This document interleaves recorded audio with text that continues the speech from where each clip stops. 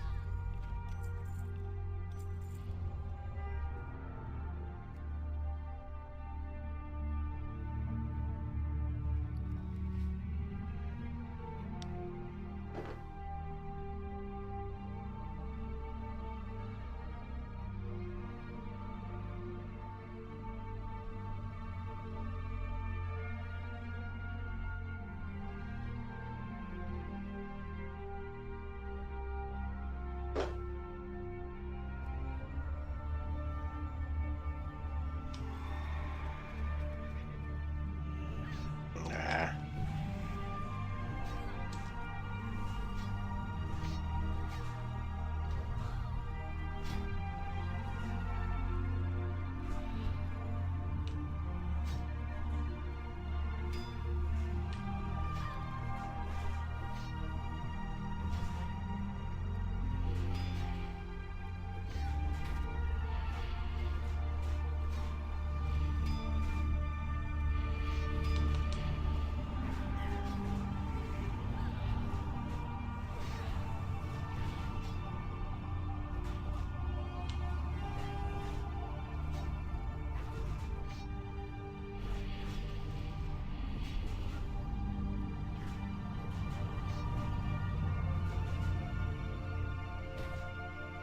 You can kiss your ass goodbye.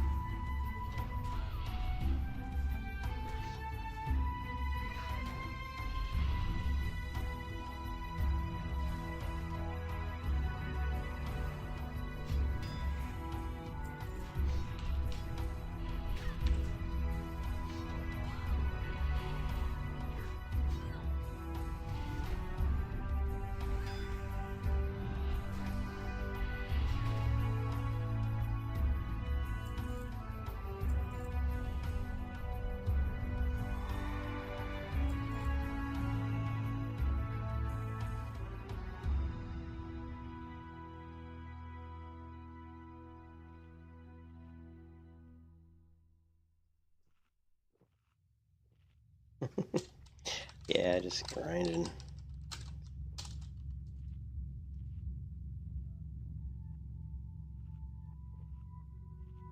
In my eyes, indisposed,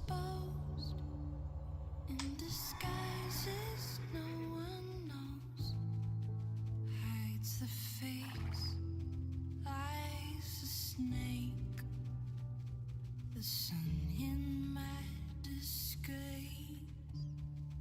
boiling heat, summer stench, neath the black the sky looks dead. Call my name through the cream, and I'll hear you scream again. Like all sun, won't you come and wash away the rain? Like all sun, won't you come? Won't you come?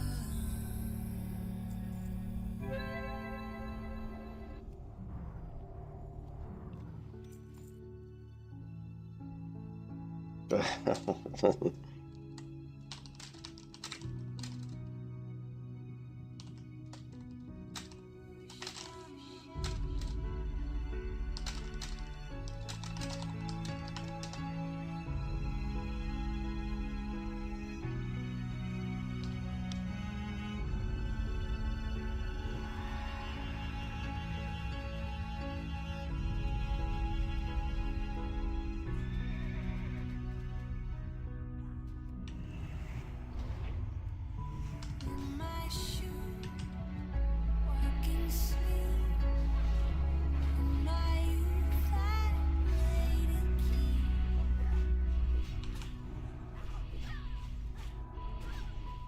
Heaven sent, hell away. No one sings like you anymore.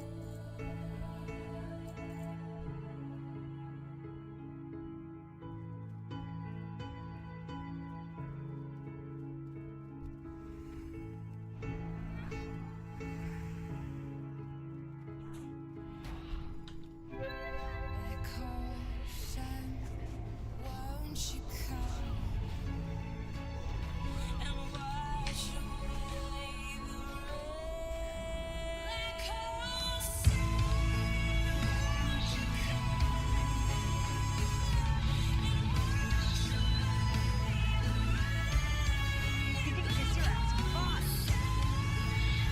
Won't you come? Won't you come?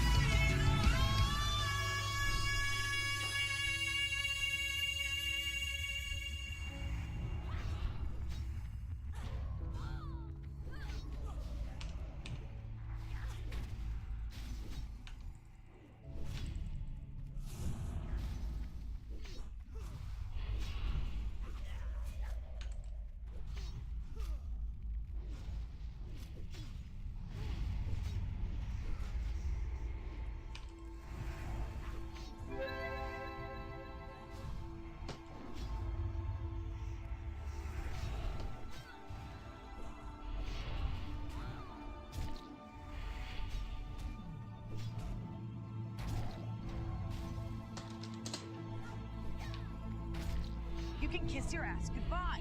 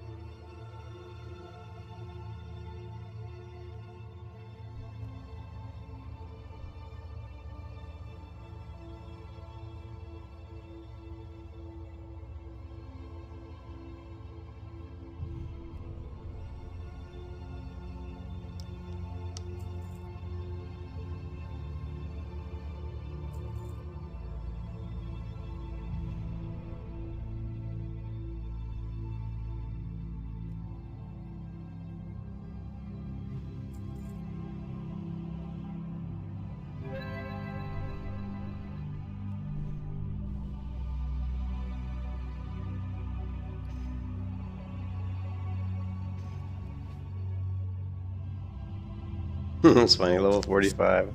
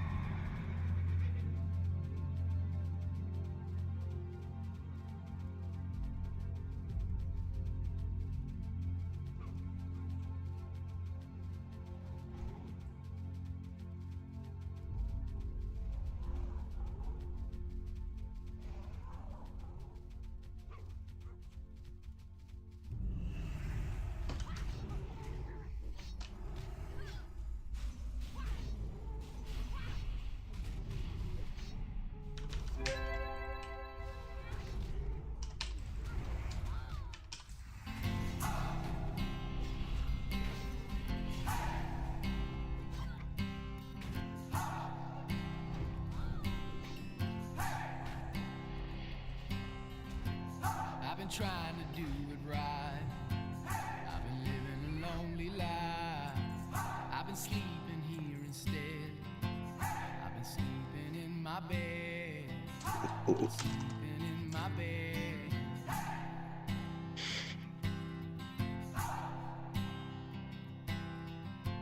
So show me family, all the blood that I will bleed. I don't know where I belong. I don't know where I went wrong. But I can write a song. I belong to you, you belong to me, my sweetheart. I belong to you, you belong to me, my sweetheart.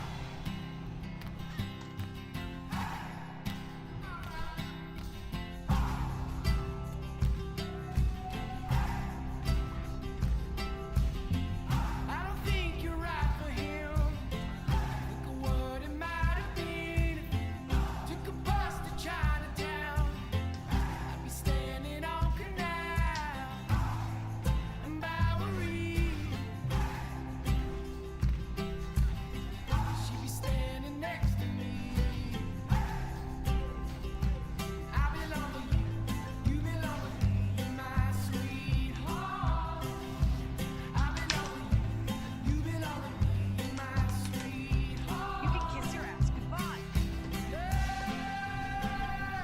We need it You are so now. rude. Let's You can kiss your ass goodbye. Nah, he keeps resisting my shit.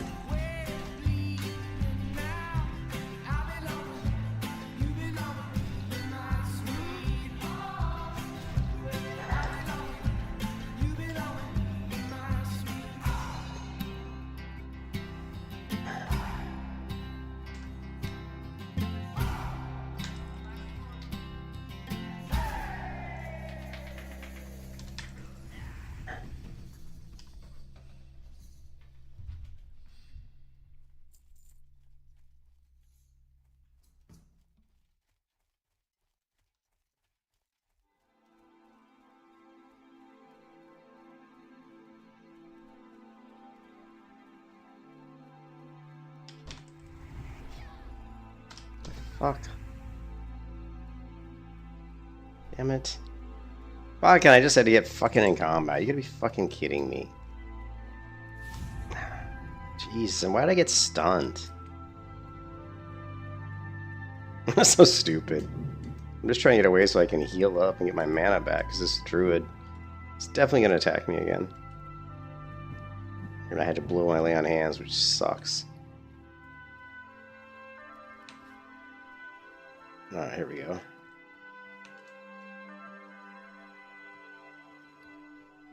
I don't really have any more buffs.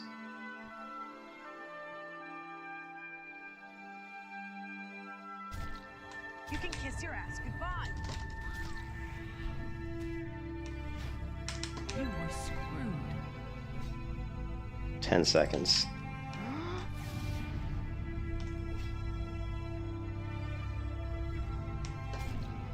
You were screwed.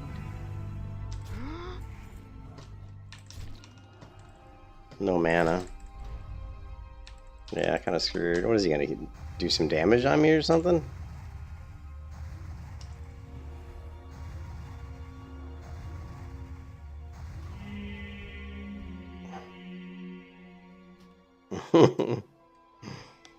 I still have that add-on installed. Failure, death. What the fuck?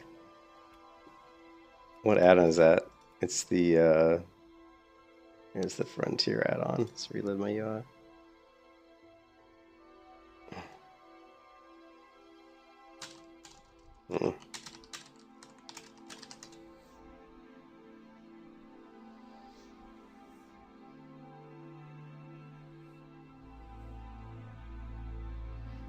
Well, that was kind of lame, though. Like,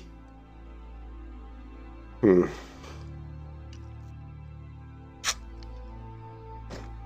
what really hurt against the druid is he kept resisting my judgment of light. So I judge him with light, and that's what regens my health as I'm hitting him.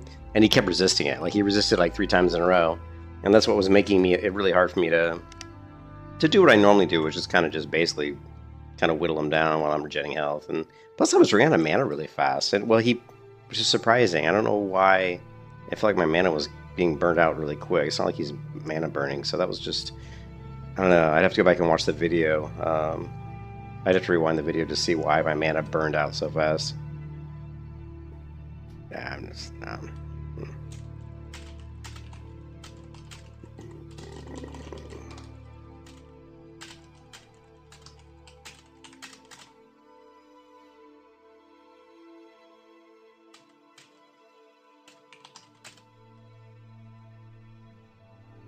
Let's see if the jackass comes after me again. That would be kind of lame if he does. But he's pissed off that I killed him. He's pissed off I killed him the first time. But yeah, he kept getting lucky that my judgment was like, that my judgment kept failing.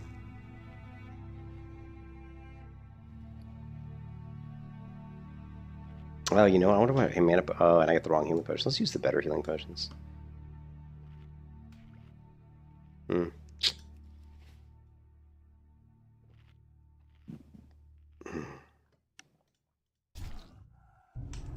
I think he's going to attack me again. I mean, this is kind of sad. Okay, we finally got our judgment up, right?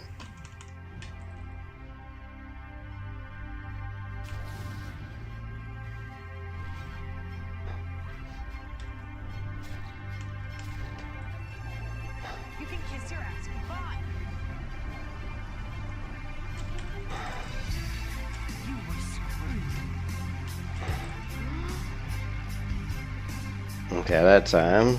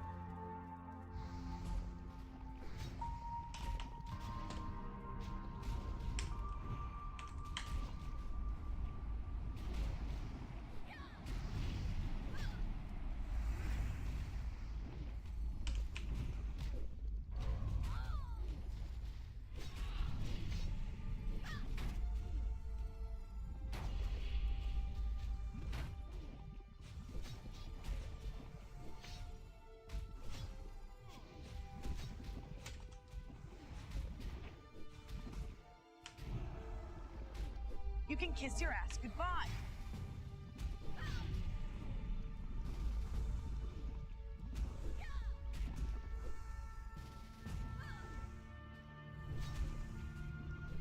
You were screwed.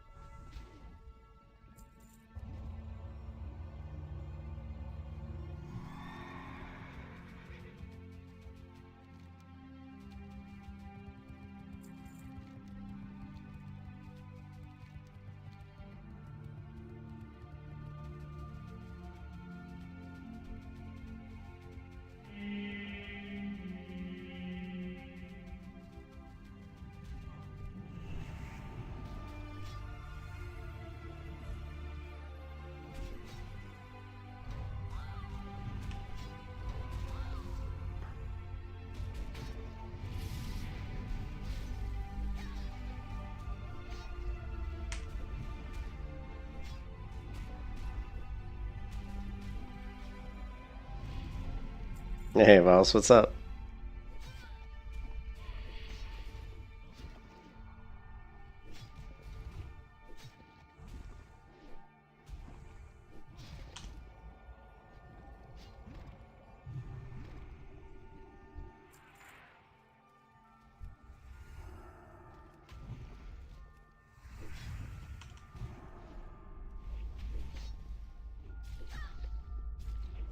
Just doing a little group leveling here, just picking up random groups in Airy Peak, knocking out the Skull Rock cleanup quest here.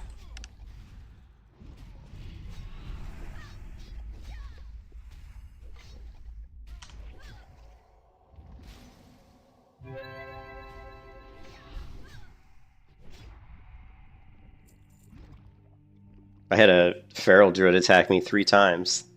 The first time he attacked me and these 2 mages, he killed the 2 mages, then he tried to kill me and I killed him. Then he came after me solo, and I drived him off like twice because I think he thought he was going to die. Then the third time he attacked me again, and he finally killed me.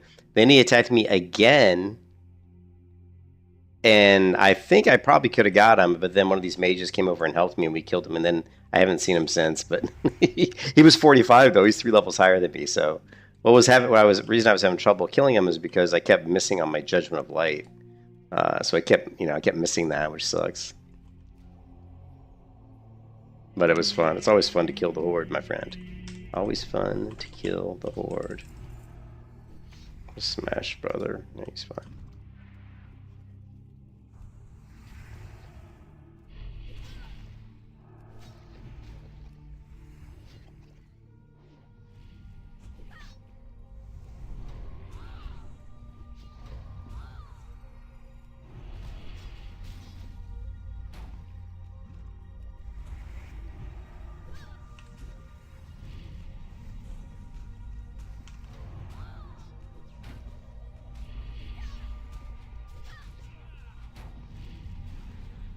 You just need a proper paladin with you, man.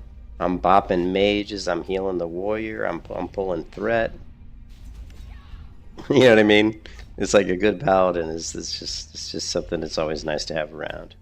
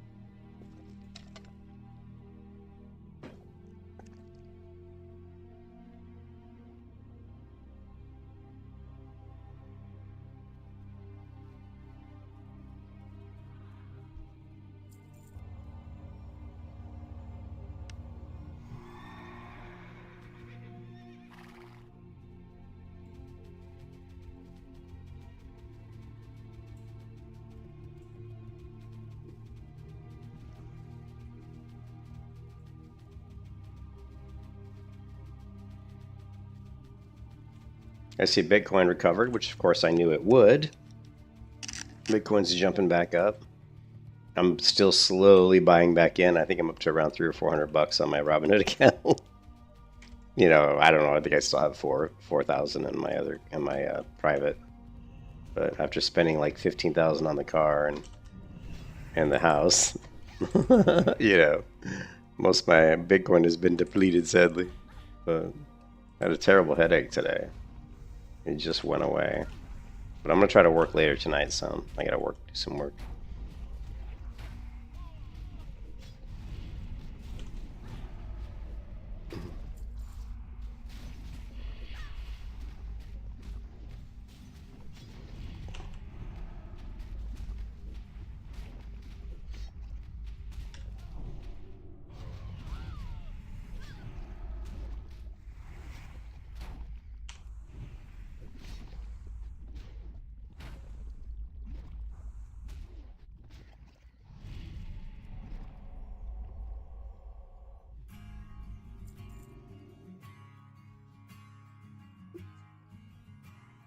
Yeah, I mean, I was up to around 20,000. I think $20,000 in Bitcoin. I was sitting at about 20,000, and I actually wanted to pull my 401ks out and put them into it, so I could have got up to around $100,000 in Bitcoin. But sadly, that didn't go well because of, you know, because we had to buy the house, and I had to buy a car, and life hit me hard. Adulting, or as my wife would call it, or whatever.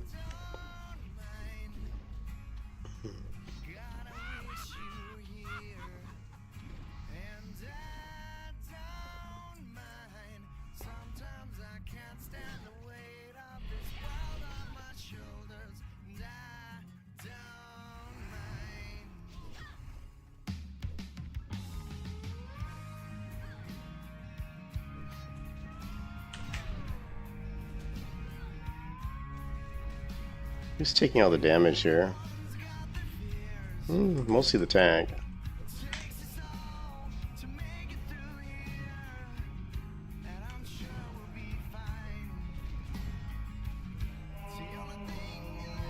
Because he's much higher level than we are. I mean, I'm level 42. These mobs are 5 levels above me.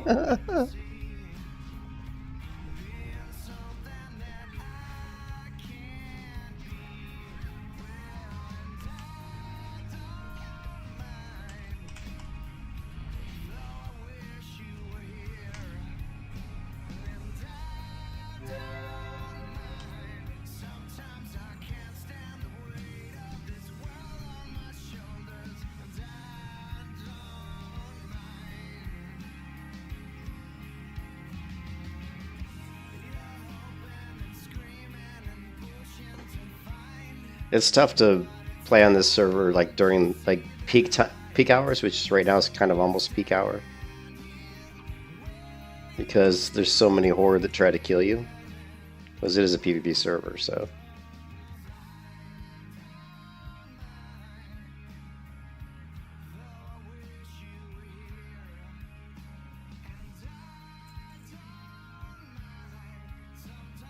there was a blue item that dropped earlier, but I guess I lost the roll on it. I don't even remember what it was. Kind of sucks that I lost the roll on it, because I think the people that won the roll were the mages, and I think they were both dead at the time. I think they were both dead at the time that I killed them up. That dropped the blue item. Then we all rolled. Maybe they rolled neat. I didn't even see what they rolled. Who knows, man? Maybe one of them rolled neat on it. Ah.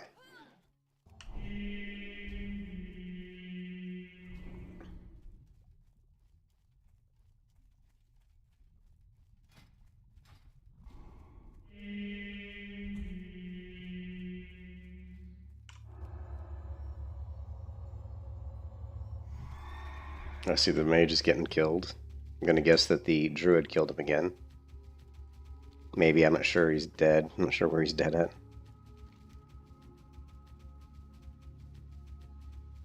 I don't know where he is.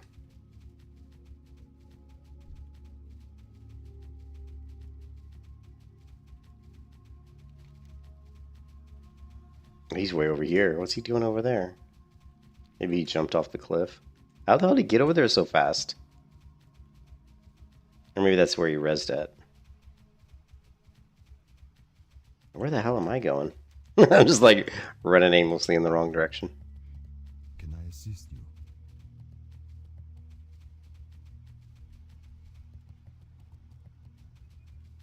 So yeah, Vals, we have I mean, it's like everything's like in a holding pattern right now, in a way. Like, I'm playing these different characters just because it's something to do. But we're all, I mean, I'm just kind of waiting for Project Epoch. And also, I enjoyed playing, even though Chrono Odyssey got a lot of flack from people. I enjoyed playing Chrono Odyssey more than playing this, just because it's, I enjoy action combat a lot more than this combat. Yeah, but I mean, honestly, I'm just waiting for Project Epoch, because if it's any good, you're not going to see me play. You probably won't see me playing here for a long time, right? And I know that Burning Crusade's coming in 3 months or whatever, or 4 months. I'm not sure how far it's probably like November, December timeframe is when these servers. So it would be nice to get these characters up to 60. But I'm not. I mean, it'd just be nice to get them up to 60, so that I could play Burning Crusade content. But if the Epoch comes out and it's really good, then I'd rather play that. I mean, much rather play that. So we'll just have to wait and see. Like, I'm just kind of, I just wish it would hurry up and get here. It's like you're all doing hurry up and wait, right? We're all waiting, but we're hurrying up and waiting. It's like, hurry up and get this shit out. I wonder what the delay is. I mean, it just seems like, to me, what could they possibly, if they're this close to launching, what could they possibly need another few? I mean, it's probably. I mean, I wonder what they're finishing up. I guess. I mean, what are they doing right now? Like, why don't they just release it now? Damn it! Like, what are they doing? I mean, they've been working on the thing for years. So I'm just like, what are they? I didn't really want to pick up the quest. I wanted to turn in a quest. Oh, I'm going the wrong direction. I really didn't want to pick up this quest. Abandoned quest. Abandoned quest. Scarlet Monastery. What's this? Abandoned quest. Abandoned quest. Abandoned quest.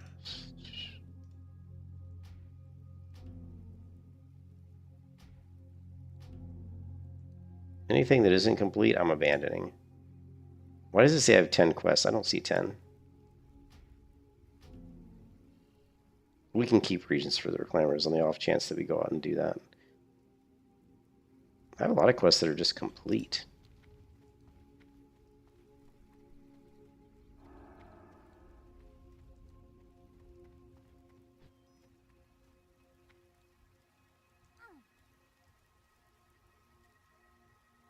You can kiss your ass goodbye.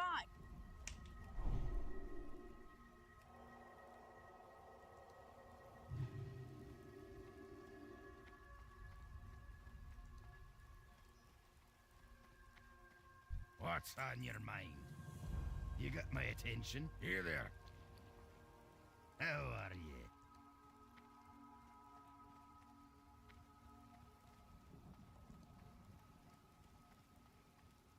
How are you?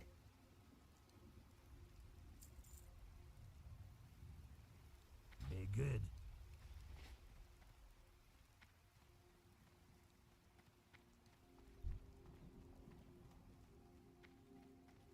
These guys keep getting killed by Horde. Is this that druid again, or is this a different druid?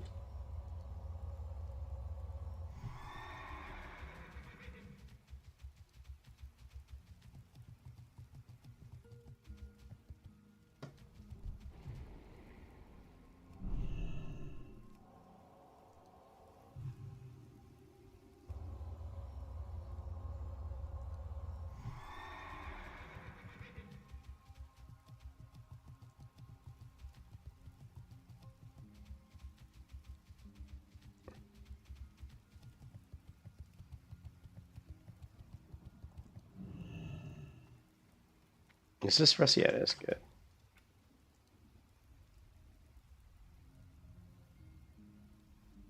Alright, we're changing the stream. Just wow stuff. Changing the stream title.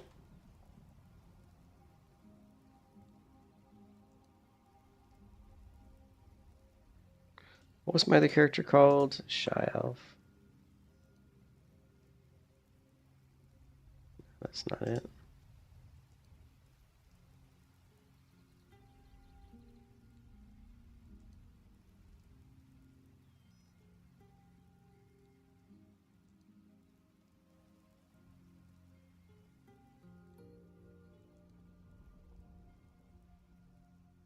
Yeah, playing on the PvP server is annoying. I don't like playing on the PvP server earlier in the day because you just get ganked and it just slows down leveling, and I don't have time. I don't have the time or the patience for that. I don't know if I really want to level. Oh, shit. Yeah, let's keep leveling this guy. I mean, I like hardcore, so let's level this character a little bit. Like I said, we're really in a holding pattern. In a holding pattern. Where's my pet?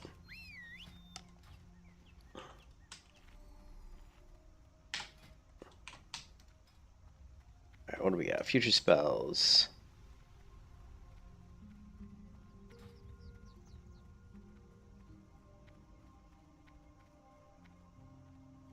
Oh, I think I was... How much leather do I have?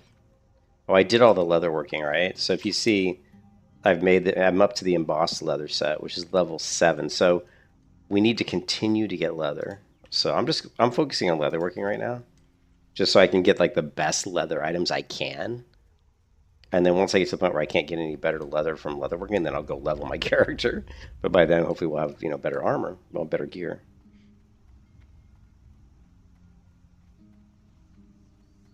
And of course, we're leveling just by killing the mobs that we need to kill to get the leather, so it's just kind of a win-win situation. I am honored.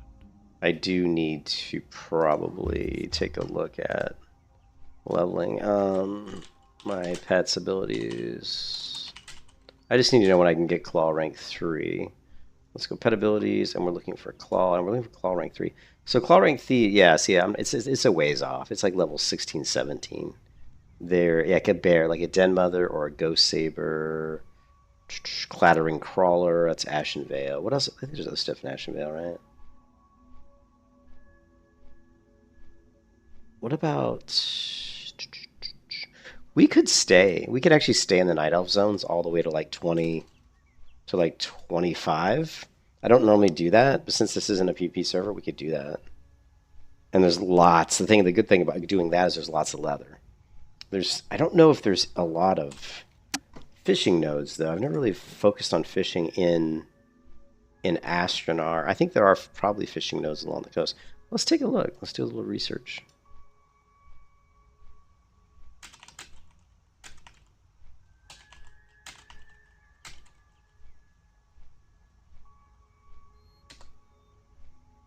What is this?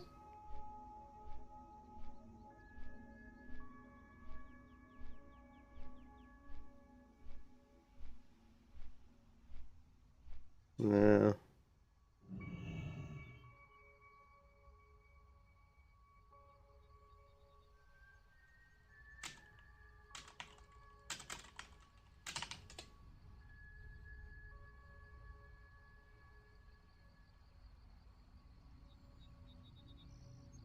It's not what I want. I just want maps. I want a map. I want maps.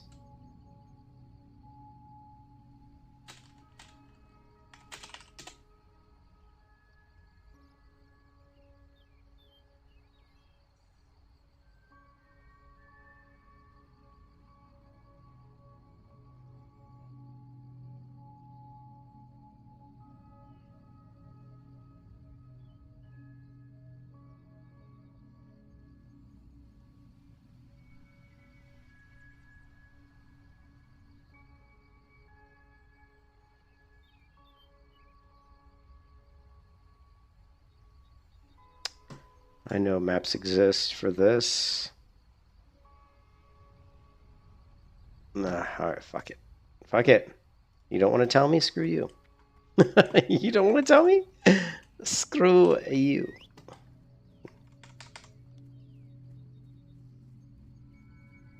Alright, so what are we looking at? We're looking at skinning. And let's take a look at the map.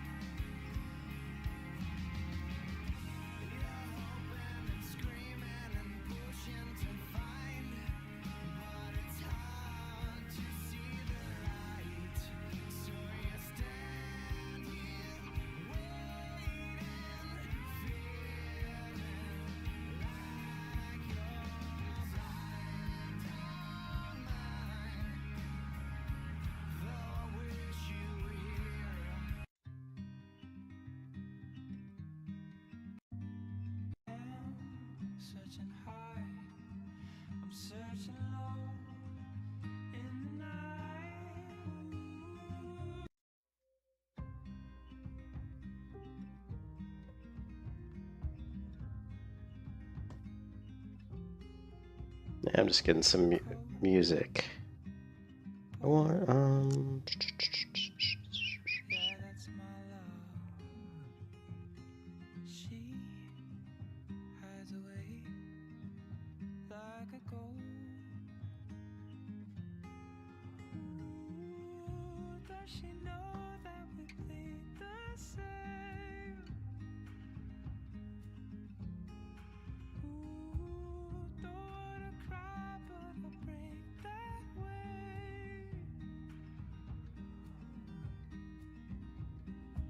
Cold sheets. Oh, where's my love? Anyways, Searching high, let's keep killing. in the night. Ooh, does she know that we think the same? Ugh. Ooh, don't wanna cry, but I'll break that way.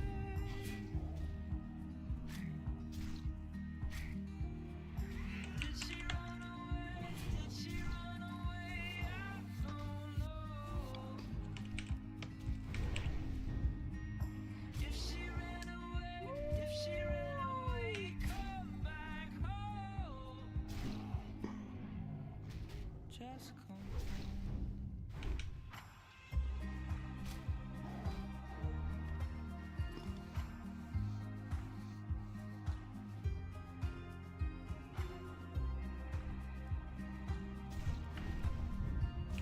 Is the you're worried about the launch? Really? I don't. I mean, private servers don't usually have too many issues with launches. I mean, they don't. You know what I mean? I don't. Are you just worried there's gonna be too many people? I don't know if it has enough. I don't know if it has enough exposure. I haven't really looked across YouTube. What's up, JP? I did get a weapon. I got it off a crate yesterday, a chest yesterday. We got a dagger. We got a letter opener off of a chest.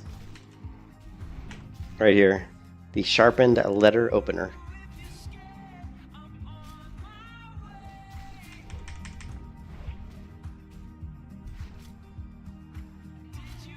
Yeah, I haven't really, like I said, I haven't really looked on YouTube to see, and I, of course, haven't played on Turtle WoW in a long time. So, I don't know. Well, it feels good because I can actually wing clip, and, you know, I actually have things I can do now, you know. Like, you know, I have a few attacking abilities, which is kind of nice. You know what I don't have, though, is I don't have mana drink, and I can't buy mana drink from a vendor. So we have to somehow figure out how to get that. Now, we can get that from, you know, barrels. But eventually it would be nice to make food that gives us mana and health. And there's a few things that do that. I think that maybe the crawler crabs might do that. I can't remember quite right. But yeah, I haven't really looked. I might YouTube that. I'm kind of curious just to see if there's any. I don't know how much traction there is for it. I mean, it's been in development for so long, you know. I do think there'll be a lot of people. I just don't think. I think there'll be a lot, but I don't think it's going to be like 10,000 people. My guess is that when the servers launch, there'll be anywhere from. I'm going to say anywhere from like 5,000 to maybe 8,000 people, but I don't think it'll be more than that. And a private vanilla server should be able to handle. I don't think it'll be 10,000 now. I think it'll be like 5,000 to 8,000, somewhere in that range. I don't know if it just has that, you know, I don't think it has that kind of traction. Let's take a look. I think one way to look is just, you know, how many videos are, you know, here, Project Evoc World Boss Overview. Ooh, we should maybe take a look at that. Project Evoc Warlock Talents. Oh, this Big Musk guy's really covering it, whoever he is. I don't know who he is. Project Epoch launch trailer, Blizzard Strikes Viral Classic Plus Project Epoch. I don't know who this guy is. Project Epoch Classic Plus final launch date. Of course, I know Metrics. I'm actually kind of a fan of Metrics. I like him. He's cool. Project Epoch WoW Private Server. What is it? That's 4 months ago.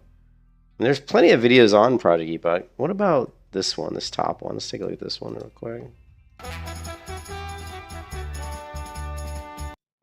especially on PvP servers. Unfortunately, on Blizzard's official classic and as you can see here as I Okay, I don't want to watch a video where someone's just reading the fucking shit I can find on their website. You know what I mean?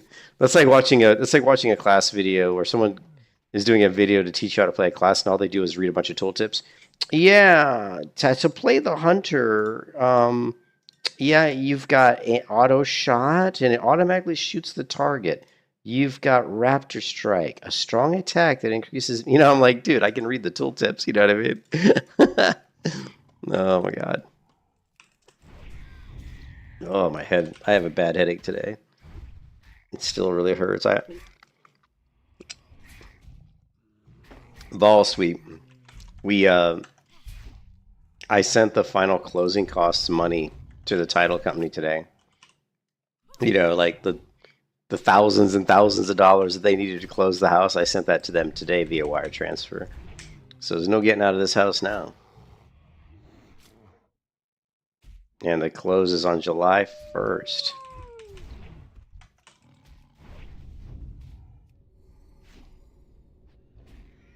You'd be surprised if it gets 1,000? Really, you think you'd be surprised? I don't know. I mean, I guess maybe I was being a little bit ambitious. Let me really think about it. Like, how much traction does Project Epoch have?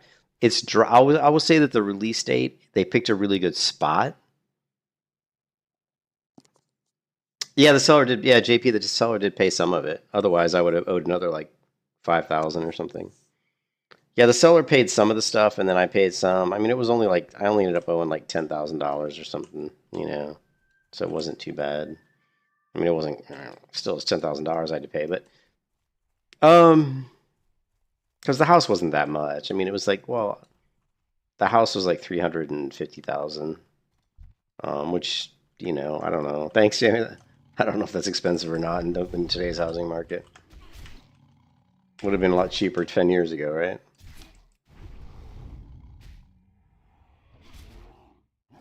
No, I'm just saying whatever it was with however they planned the date is actually they're at a good spot. It's a good spot to release, right? There's nothing real. They're kind of in between WoW phases. You know, like Burning Crusade's still a few months out. There's no other Blizzard launches that are coming. As far as I know, I don't know of any other private servers that are launching around that time. And there's no other MMOs that are launching. You know, we had the Chrono Odyssey playtest. But I mean, honestly, I think that the date is good. You know what I mean? I think the release is good. Yeah. Yeah, the housing costs. Yeah, you mean the price of the house? Yeah, this depends on where it is. Yeah. Like if I would have bought the same house here in Clearwater, Florida, it would have been a lot more expensive. But since I got it, you know, over in Brooksville, you know, I'm moving to Brooksville, Florida, so it's a little cheaper there, which is great because you're kind of getting out of the city a little bit, getting away from like Tampa, Clearwater area, which is very, very, very crowded, which I don't like crowds.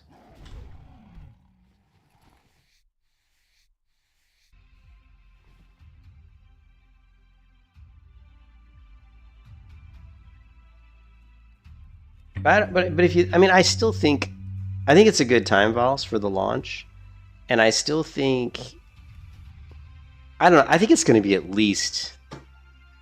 You moved to Augusta from Seattle? Where the fuck is Augusta? This is Georgia, right? Augusta. And Seattle's like, I've been to Seattle before, and I love Seattle when I was there, but now it's supposed to be all these bad things going on in Seattle with like all the drugs and stuff, and I don't know, but I don't know how much that is to be believed. Is that part of the reason why you moved away from Seattle, all the weird shit that's going on? Let's take a look.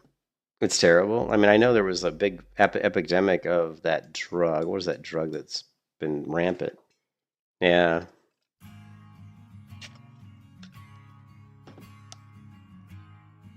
It's weird because I love Seattle. I went to Seattle back in... a friend of my sister got married. They got married in Seattle on Bainbridge Island. And so I was there. Actually, I can probably show you a picture. Let's see. I'll show you a picture of me on Bainbridge Island in Seattle. It'll make you laugh. I think I've got a picture of it.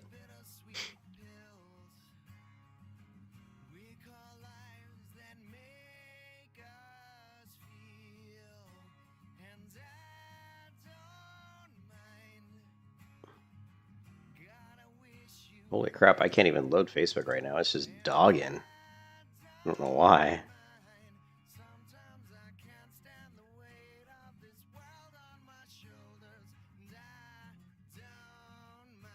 There we go. What the hell, man?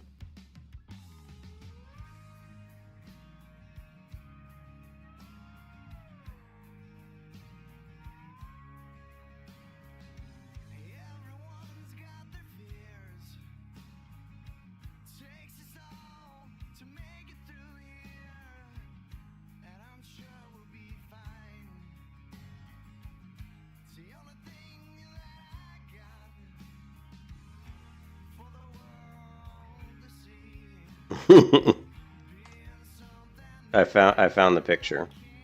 Right? Here you go. This is me right here on the left. And this was taken on Bainbridge Island. You go 20 minutes from Bainbridge? Yeah, this picture was taken on Bainbridge Island and at a wedding. And this is my GQ pose, right? I was doing the GQ pose, and those glasses are not. My wife always says those are white rims, and I go, they're not white rim glasses. It's just this. These are silver, like Ray-Ban sunglasses. The sun hit the frames and just made them look white, but they're not white. They're gray. And this is my sister's husband, actually, Joe. Anyways, so this was on Bainbridge Island, and there's a. You look like an assassin at Target Rage. I like the power tie, man. I love that power tie. Oh, I used to have a ton of hair. Man, wait, I'll get another picture for you. You want to talk about the hair, man? Here, hold on a second. Let's see. I don't have any hair anymore, man. I lost most of my hair now that I'm, old, right? Let's see.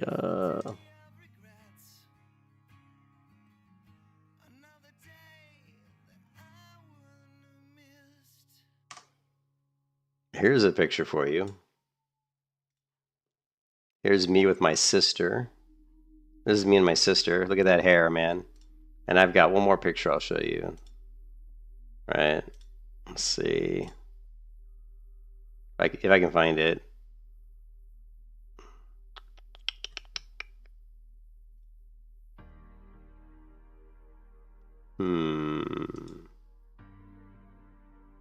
I know what picture I'm looking for. I just don't know if I have it on YouTube.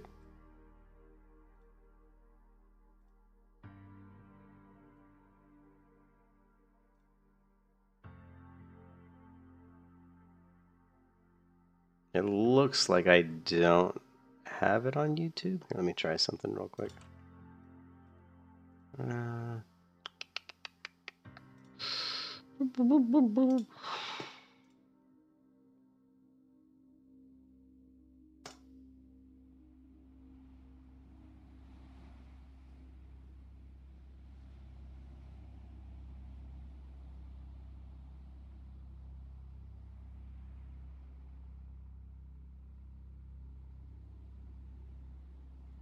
Here you go.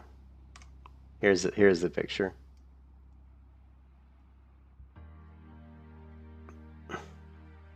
Look at this head of hair, man. This was me. Same glasses. Those are the same glasses I was wearing in Bainbridge Island. This is me and my sister and my mom in Paris. I'm sitting at a cafe in Paris in this photo. But look at that hair, dude. In fact, my hair was so long, right? You can see my hair is down to my shoulders almost. My hair was so long. I had like when I was in Paris, Parisians would come up to me and they thought I was French. They thought I was French, dude. Like I was getting people to ask like guys that come and ask me for cigarettes and stuff. Yeah. But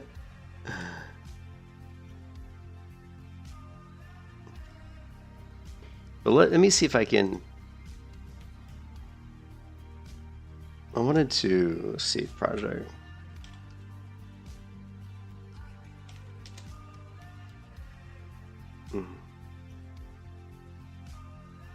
Where is Mr. Epoch here? Project Epoch.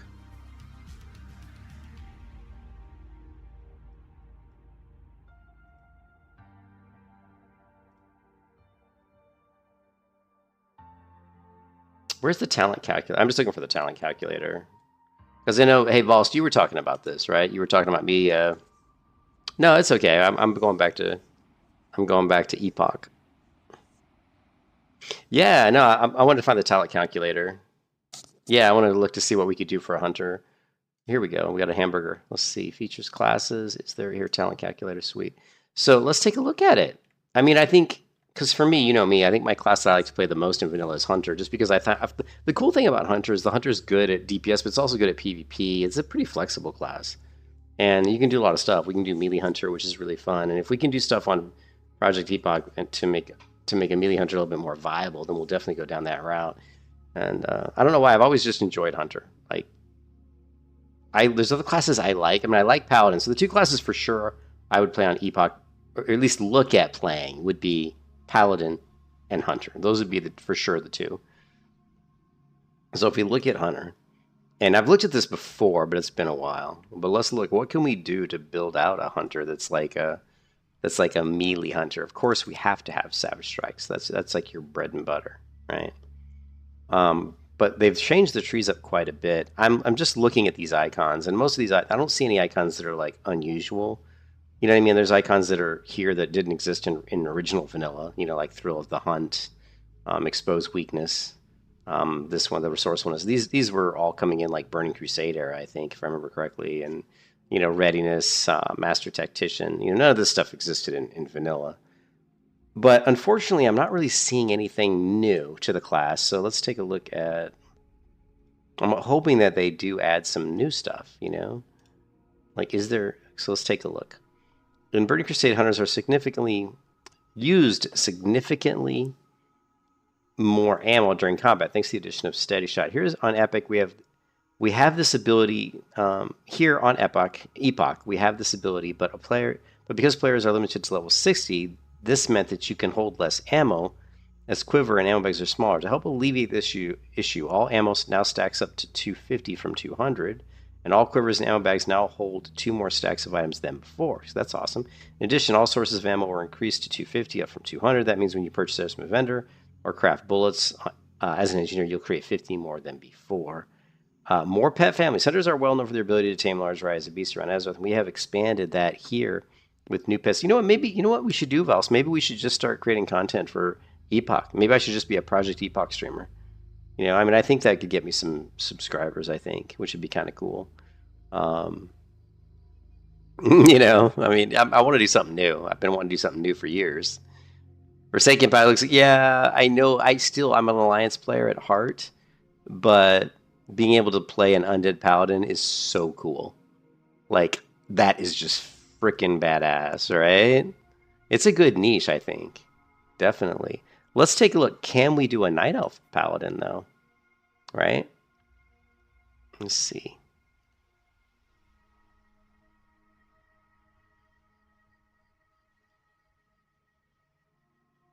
So these are the ones that they've added. Here, the Undead Paladin. Which makes sense, because, you know, the Forsaken, I mean, a lot of people were they were like a human paladin died and then was resurrected by Sylvanas and became a Forsaken, right? So it made sense that you could be any class. Like a Forsaken, like an undead, should be any class, because they were a class before they were killed and then brought back to life as an undead to serve the Forsaken, right? So really any class should be viable. Troll, Warlock, Torn, Priest, Undead Hunter. So yeah, I don't see Night Elf Paladin, which I think would have been really fucking cool. But oh well. Yeah. What is Sir Zeliak? I don't know what that is. Even in death he wielded the light. One of the 4 horsemen.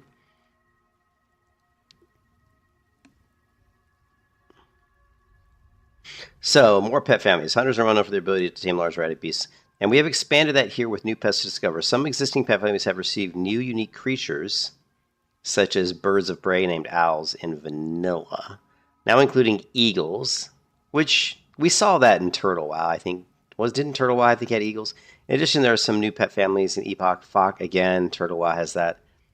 Moths, wasps, though. I don't remember seeing wasps in in Wrath of the Lich King or Turtle or any of the private servers.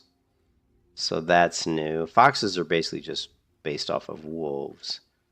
Moths, I don't really know what they'd be, like an owl maybe. I have no idea. We've seen new. Okay.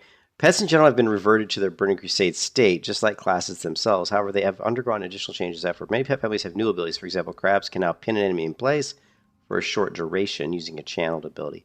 Pets now also utilize the Wrath of the Lich King pet talent tree in your talents menu. The talents located in the tree mimic the effects you can get for beast training in the Burning Crusade. Okay. Moths, yeah, moths I remember seeing. They were in TBC? Okay. I remember moths were trainable at some version of WoW. I don't remember wasps, though.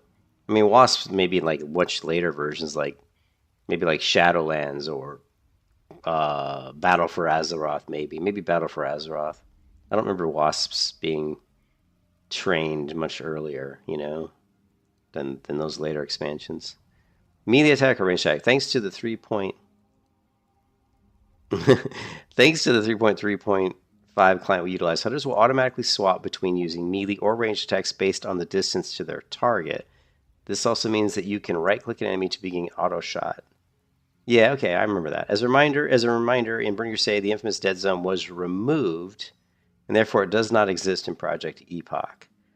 Well, the dead zone just means you're in an area where you can't shoot arrows. So I think so I think that was gone in TBC, right? Like you can shoot a bow, like you could shoot like a serpent sting even when you're standing right next to somebody, I think. So that's the dead zone. Maybe not. I can't remember if that's exactly what that means, but the dead zone was just that there was a spot there where you couldn't hit anybody with your melee weapons, and you couldn't shoot it with your bow because you were too close, too far for melee, and too close for your bow. Across the board, and now that's apparently, you know, whatever. Across the board on Project WoW, we have made changes to formally party-wide effects to make them available to your full raid group. In the case of Hunter, these are True Shot Aura aspect of the pack, which has been reworked. Further optimizations and waivers. Changes highlighted above represent key updates to our class, enhancing utility play style variety raid company. However, Azeroth is ever evolving. The class tuning is an ongoing process. For the most up-to-date details and abilities, talents, and mechanics, be sure to explore the updated class spellbooks provided above. Additionally, our talent calculator allows you to view the full talent tree.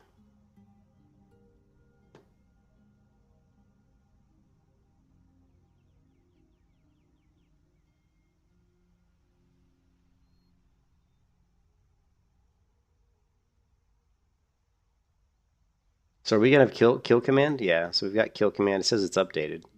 Gives the command to kill, causing your pet to instantly attack. To instantly attack for an additional 108 damage. Can only be used after the hunter lands a critical strike on the target. I wonder what it means by updated. Something to do with the range or maybe the cooldown.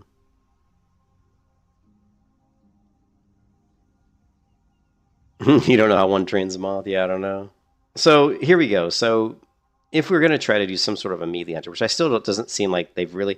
The thing with some of these private servers, and it must have to do with how difficult it is to change the client, right? Is we've never really seen private servers really add entirely new. The only one I can think of that's done it is Ascension WoW. Because Ascension WoW created the Conquest of Azeroth kind of game mode, where they created entirely new classes, and those entirely new classes have new abilities. And I don't know how, and it seemed like it was very difficult for them to do so. So if you go to Conquest, I played Conquest of Azeroth, and I think it was the class that I played that I liked was the Sun Cleric. And so here's like, this is me playing a Sun Cleric in Conquest of Azeroth. So it's basically a private server, Ascension WoWs, creating new classes and new new abilities, right? Ascension.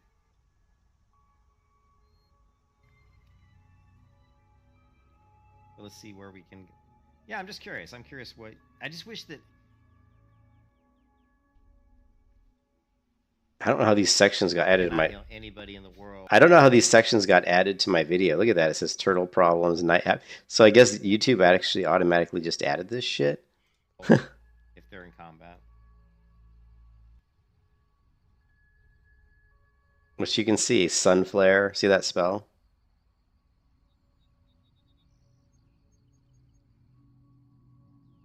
So it looks cool. And then this aura that I have on me almost looks like power infusion. I'm not sure how they did this, how they created like these. And it almost looks like, I don't know.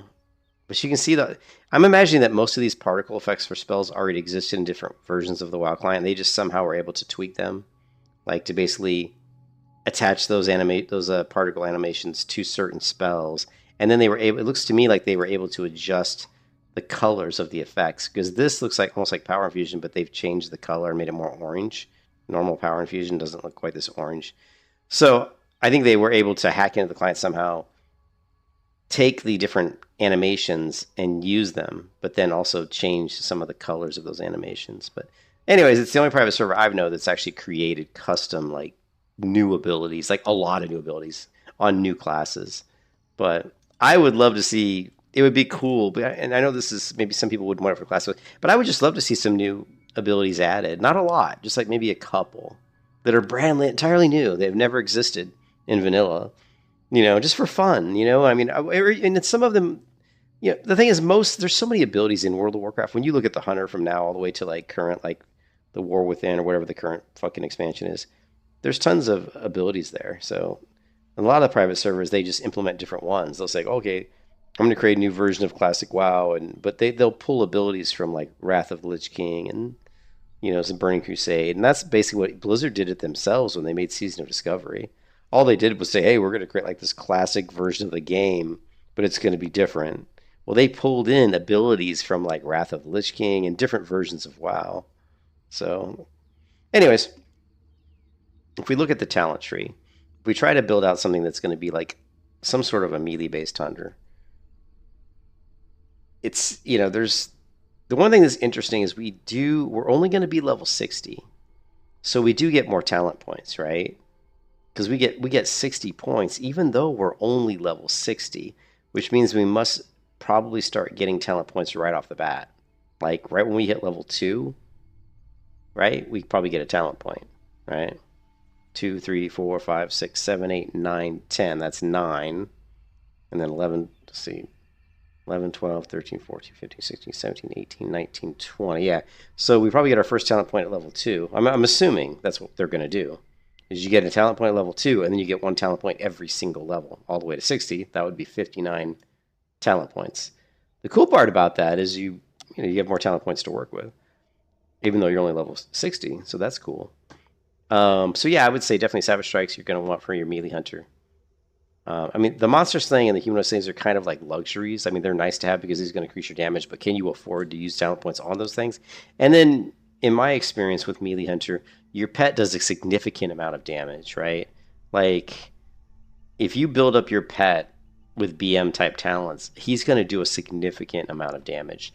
But the problem with that is that your pet can be trained in certain ways, and that's why if you're going to do that and you're going to build up your pet to kind of augment your melee hunter damage, you almost have to go with Bestial Wrath. And the reason you do that is because he can't be feared. Like when you pop Bestial Wrath, he can't be feared or really stopped. You know, he's less likely to get probably stunned. I don't know if it increases his resistance to stuns, but the fact that he can't be feared or like, you know, or like blinded or anything like that makes him really good. Now I don't know how much PvP is going to be a thing in Project Epoch, but if it is going to be a thing, then you want to do a melee hunter where you want your pet to be a significant portion of your damage. I mean, you pretty much almost have to go with Bestial Wrath, just because if you don't and you send your pet in and try to do a lot of damage, what's up, SL? And you send your pet and try to do a lot of damage, any kind of a PvP scenario, that if you're going up against anybody who has any kind of CC, they're just going to CC your pet right off the bat. And then what happens is you've lost all that damage. Like, oh, you put all these talent points into Frenzy and all these talent points into Ferocity. And you're like, my pet does a shit ton of damage. Then you go to fight a Warlock and you send your pet in. What's the first thing the Warlock does? They fear your pet. And all those talent points you put into your pet to make him do damage pretty much just wasted. It's like, so you've got to have Bestial Wrath. So you send your pet in and you pop Bestial Wrath. And then they can't fear him. And he's going to do a significant amount of damage. And then as soon as the Bestial Wrath fades, you cast Intimidation, you stun them so that your pet gets a few more seconds of damage before he finally comes out. And by then, anybody, if you've got the opener, is going to be hurting. You know, they're going to at that point have taken a significant amount of damage. You're going to cast Intimidation, and what you want to do is you want to get up on them. If you're a melee hunter, you want to make sure you apply Wing Clip feign death if you have to feign death in this version of WoW to drop your traps. I don't know if you do, but I don't think you do. And then just go ahead and get your immolation trap on there, because we are definitely going to be putting talent points into clever traps, which is going to increase the amount of damage of your traps by 30%. So yeah, getting your immolation trap up on the target is going to be, in PvP, is going to be super important. Let your pet do that opener damage. It's almost like you're almost playing like a rogue in a way, because you're trying to get that opening burst with your stun lock rotation, and then maybe you're going to finish up with like a rupture, so that your bleed effect is ticking while the person maybe CCs you or does something to try to mitigate your damage, but they're still taking damage from your rupture. That's kind of like, I think of like the immolation trap in that sense. It's very similar. It's like we get the opener damage with our pet, right? Then we get our immolation trap on them, so we're to get that ticking damage on them, because they're going to probably try to do something, whether they're going to put up some sort of an immunity to damage in general, or they're going to fear you, or going to stun you, or blind you, something, right, to try to mitigate the damage. But as long as you get that emo up, the immolation trap up, you got that actual damage ticking, which helps quite a bit. So we definitely want Savage Strikes. I don't think we're gonna, if you're gonna go melee hunter, I don't see us really going into. Okay, there is this. Improves hunter mark also applies to melee attack power. So that makes, and it's 20%, which seems like pretty significant. Let's take, do we have,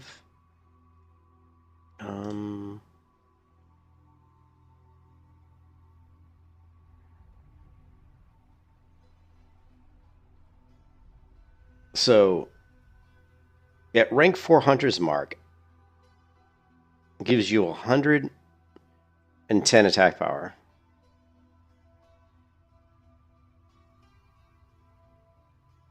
What's interesting about this is read the tooltip. It says it applies 110 attack power, and it also gives you an additional 6 attack power each time they are struck by a ranged attack by a maximum of up to 110 plus 6 times 30. I don't know what 6 times 30 means.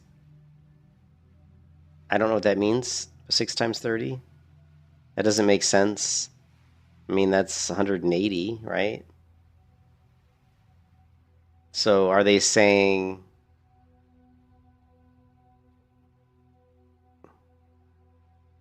Remember they're saying the most additional attack power you could get would be 180, I guess? I don't know why it's a calculation. That doesn't make any sense to me. I don't know. I don't get that.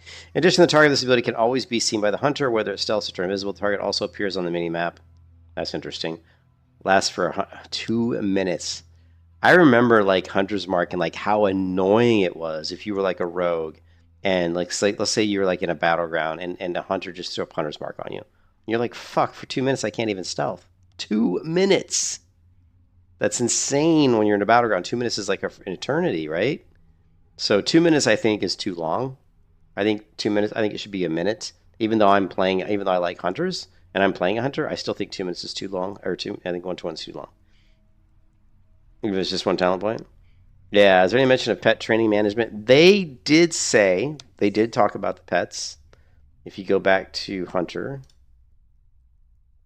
overview, right here, it says pets in general have been reverted to their Burning Crusade state, just like class themselves. However, they've undergone additional changes. Many pet families have new abilities. So the pets do have a talent tree. They're using the Wrath of the Lich King talent tree. So that's what we really need to look at is...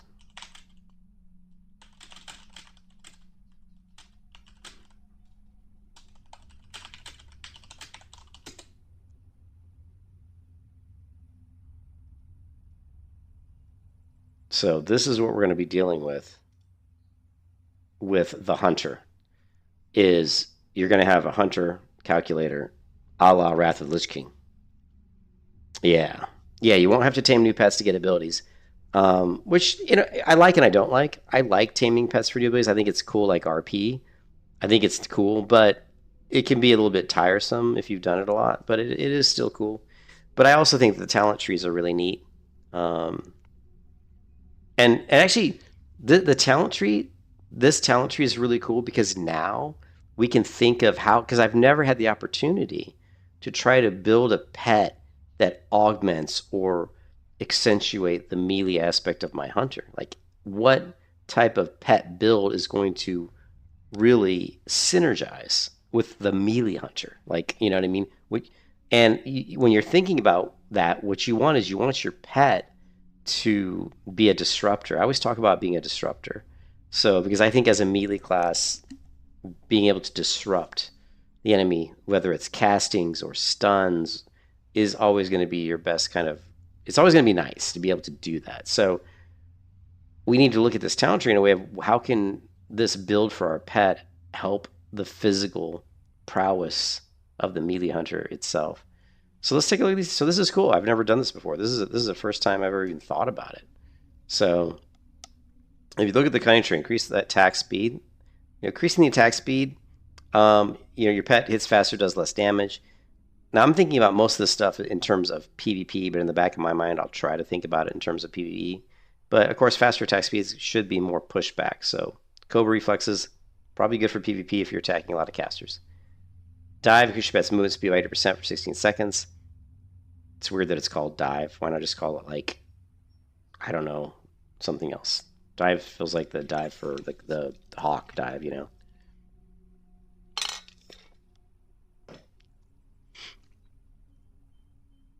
Now, you're only going to get one of these trees based on the pet you choose. So keep in mind, we're only going to have one of these trees. We can't, like, the trees are based on what pet you have. So if you've got one of these pets, you're dealing with this tree. If you got one of these pets, you're dealing with this tree. If you got one of these pets, you're dealing with this tree. So which of these trees synergizes best with a melee hunter?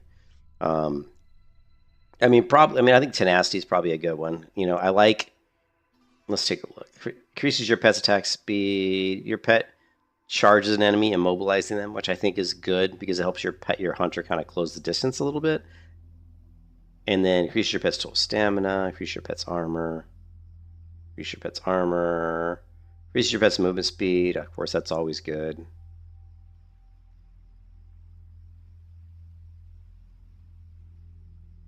This is interesting.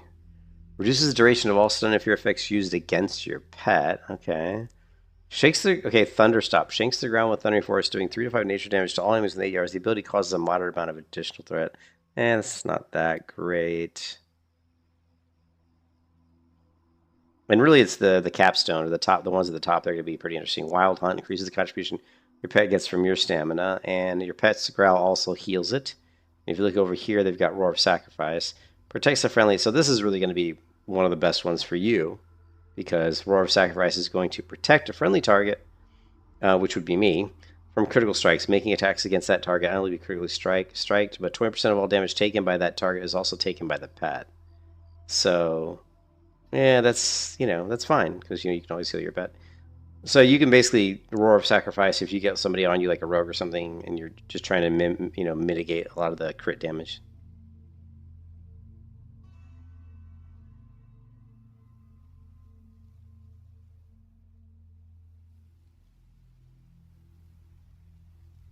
Yeah, so really Cunning is going to be your best one for PvP purposes, would be Cunning.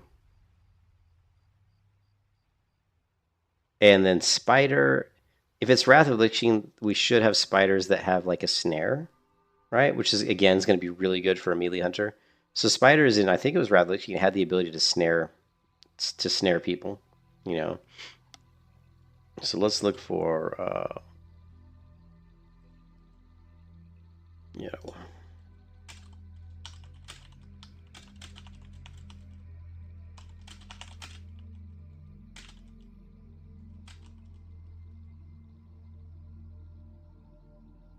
Yeah, I hope so too. So Wrath of the Lich King. So in Classic and TBC, Spiderweb Snare ability, Cataclysm. So it was available in the Burning Crusade, huh?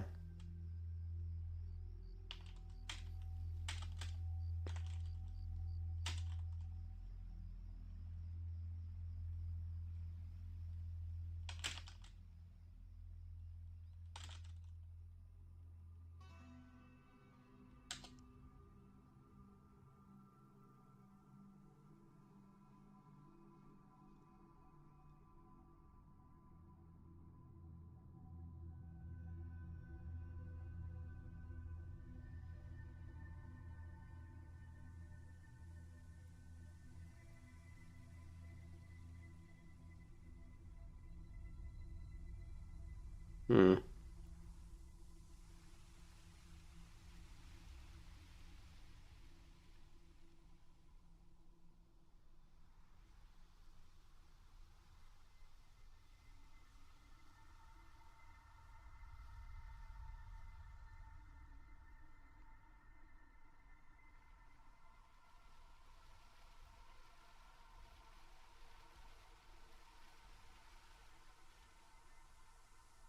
This is actually like the War Within.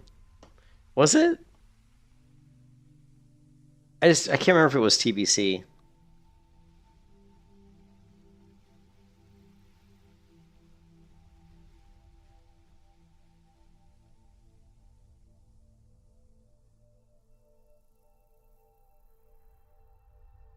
Hmm.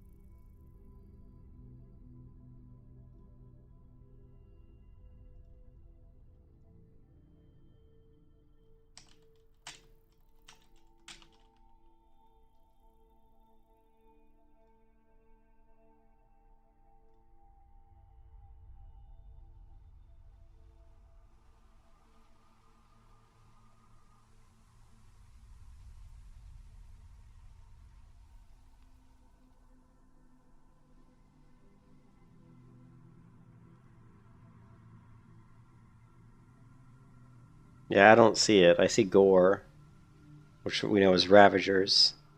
I see the Shell. I see Screech, Scarlet Poison. So I think maybe it was Wrath of the Lich King.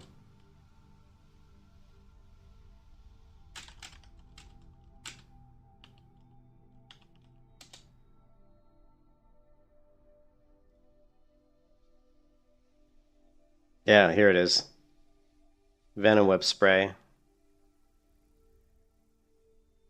Hair web. So we had two different kinds. We had the venom web spray and we had the web. Now the web encases the target in webs and roots them, preventing them from moving. So it was Wrath of the Lich King. So Wrath of the Lich King had the web. So and this client is Wrath of the Lich King client, right? And they're talking about the pets having Wrath of the Lich King talent trees. So I'm just going to go out on a limb and assume that maybe some of the pets possibly have web, but I don't know for sure. You know.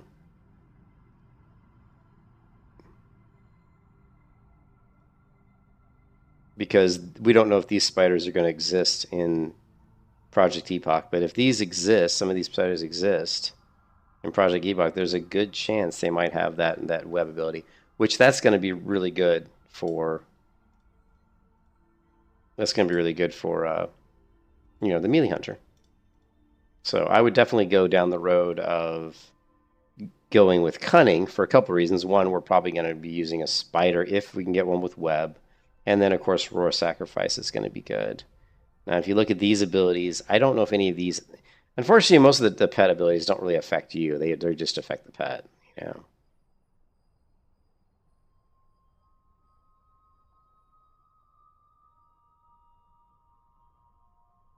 This one does. Calling the Her. When your pet's claw, bite, or smack ability deals critical strike, you and your pet deal 1% increased damage. So this does affect you. But it's the same thing. It's in each tree. So no matter which one you go, you get that ability.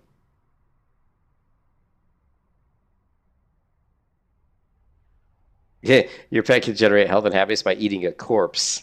That's pretty interesting. Will not work on the remains of elemental or mechanical creatures. Ooh, this is cool. Feeding Frenzy. Your pet does 8% additional damage to targets with less than 35% health. That's kind of cool. And then Wolverine Bite. First attack causing high damage, modified pet level. Okay. Your pet's inspiring roar restores 30%. Ooh, here's Roar of Recovery. Like this restores like my mana. So your pet's inspiring aura restores 30% of your mana. But the thing is, so I guess hunters still use mana then in Wrath of the Lich King. I guess hunters did still use mana.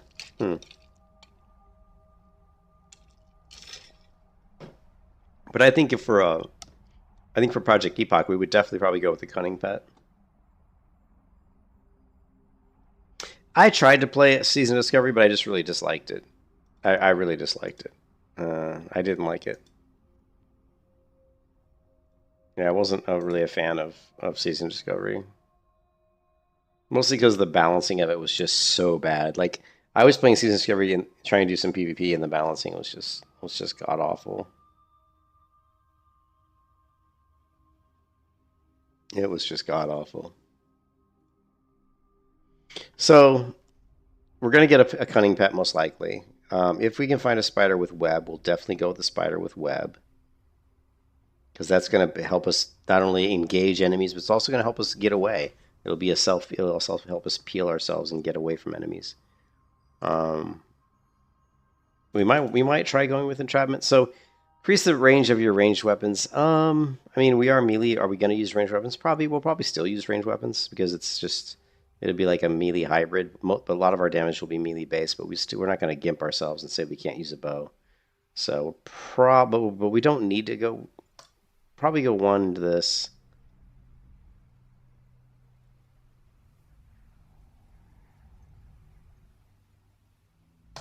Maybe we'll just be cheesy and go one on each of those. And then here you're looking at, I like deflection for a melee hunter because if I'm going to be doing a lot of melee with my hunter, I want to increase my mitigation. Definitely have to get clever traps. Definitely need deterrence. Now, because of the improved hunter mark also applies attack power to melee, and they said that when we looked at the spell book,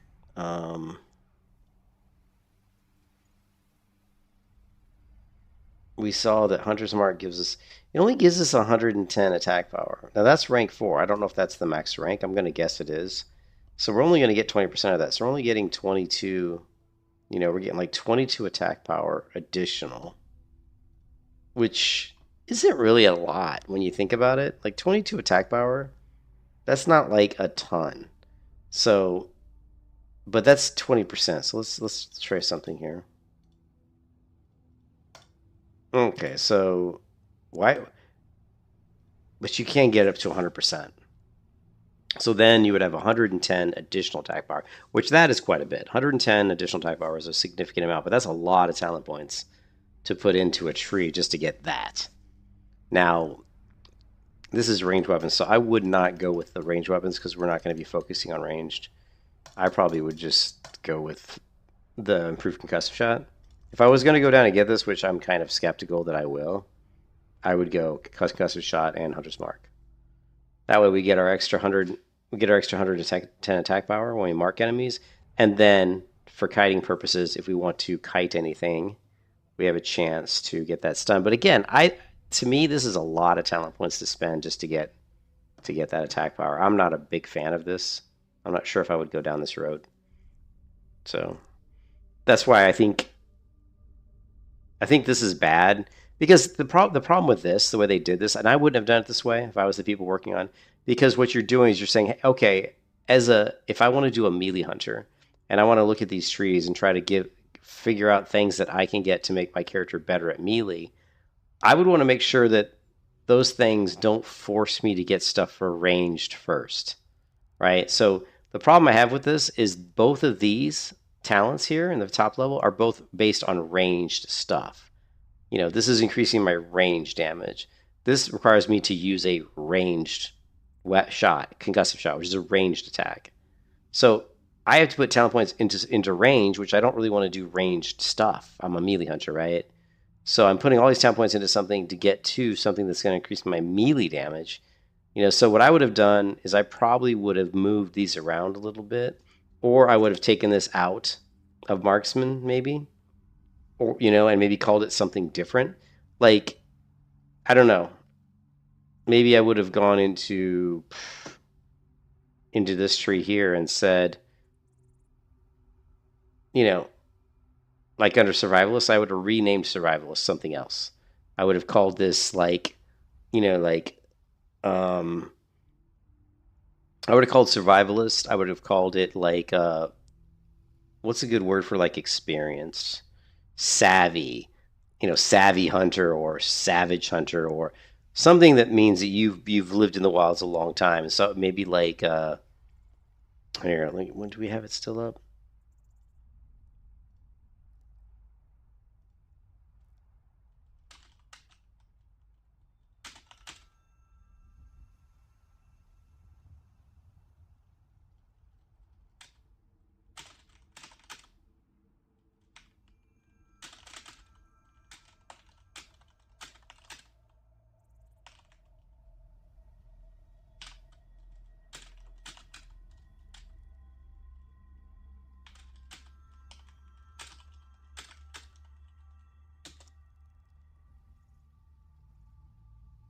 Seasoned, savvy, hardened, well versed, skilled, battle worn. Not too bad.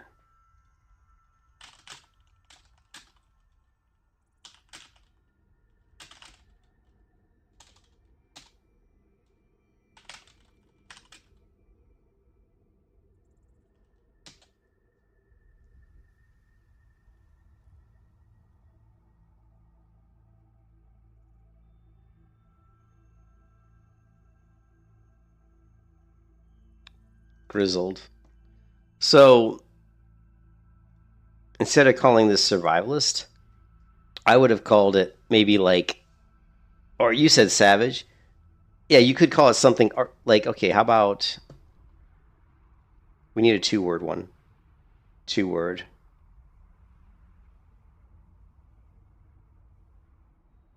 War. How about war hardened or battle tested? Okay, so what I would do is I would call this ability here. I would have changed it from survivalist, and I would call it battle tested. And what it would do, it would increase your total health by 2%. And guess what? 20%, like your hunter's mark, also applies 20% damage to your melee attack power. And then I would change this one here, causes 100% of your hunter mark's ability to base attack power to apply melee attack power as well. I would get rid of that. And I would say that this, right? I would say that applying 1 point here,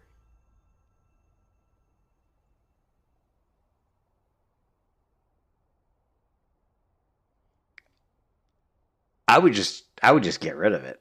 Improve center mark, cause 20% of your hunter's market base, but I would do something else with it. This would no longer apply to melee attack power. I would get rid of that, and I would build it into survivalist. That way, you're not forcing a person who wants to play melee to have to go in to get stuff they don't want just to get melee stuff, right? Because to me, that doesn't make sense, and I don't like it.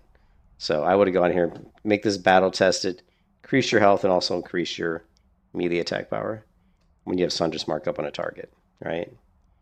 So that's what I would do, and every melee hunter in the world would thank me for it.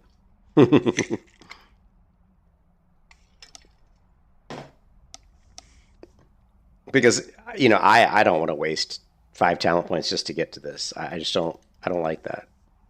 So yeah, I mean you could say, well, I mean the improve. I mean you could leave it here too. I mean you could leave this alone. For somebody who wants to play like a hybrid of saying, oh, I want to use melee and ranged abilities, right? Is more directed to playing with more than one. I'm not sure what you mean. More than one player. Yeah, I think it is. It could be. It definitely is. It definitely is. Like when you apply Hunter's Mark, what they're saying is like you're in a party. Now, when you apply Hunter's Mark, like in a group situation, hey, what's up, Jason? How's it going, man? If you apply Hunter's Mark in a group situation, for sure, I think that's really what it was for. Is a good point, SL. I think that's really what it was for, is to allow the entire group to do more damage. But if we're doing like, Jason, we're talking about Project Epoch, which is the private server. I don't know if you're familiar with it. Project Epoch is the private server that's going to be coming out on the 26th of next month. And what it is basically like a classic plus type environment where they're rolling. It's like they're using like TBC talent trees, but you get 60 talent points. So if you look at the talent tree, you're gonna get. Can I reset this? Here. You're gonna get 61 talent points. Oh, so you get a talent point right at level 1. So you get 61 talent points, even though your max level is only 60. But the trees are kind of a, they're like TBC kind of talent trees, but the pet calculator for like a hunter is going to be based off of the Wrath of the Lich King pet calculator. So, yeah, they're going to be unfillable. Oh, you mean unkillable? Unkillable? Yeah. So we're definitely going to be. I'm definitely going to be playing this. Now this is the 20. Let's see. It's coming out.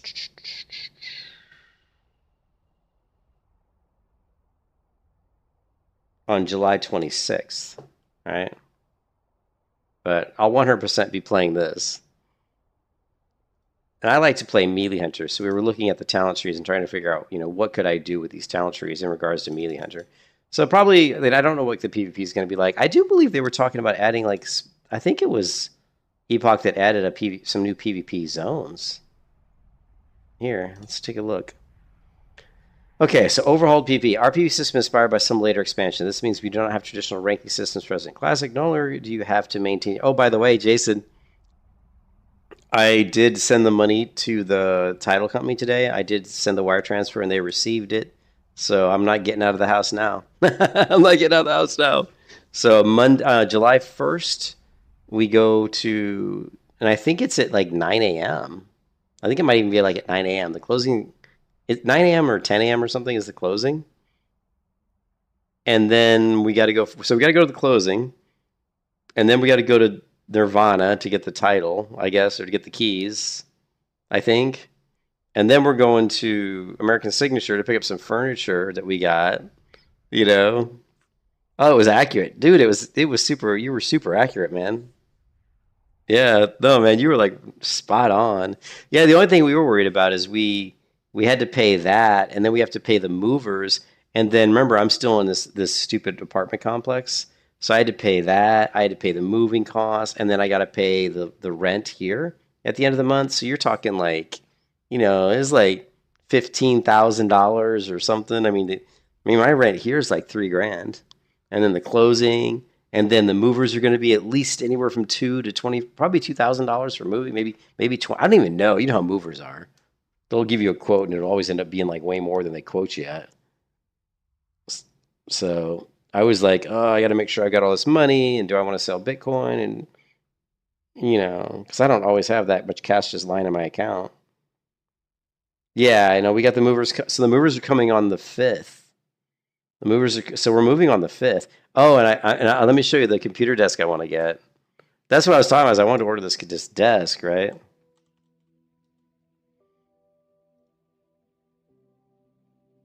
And the computer desk I want to... Actually, there's a video of a guy who's got it. Let's see if I can find it. I was looking at it today, right? Let's see if I still have it. There's this one, which is a good video of it. And this is the one right here. The cool thing is a lot of people do like sit-stand desks, right? But this desk is what I'm going to get. It's actually a Husky workbench. But the cool thing about it is... Let's see.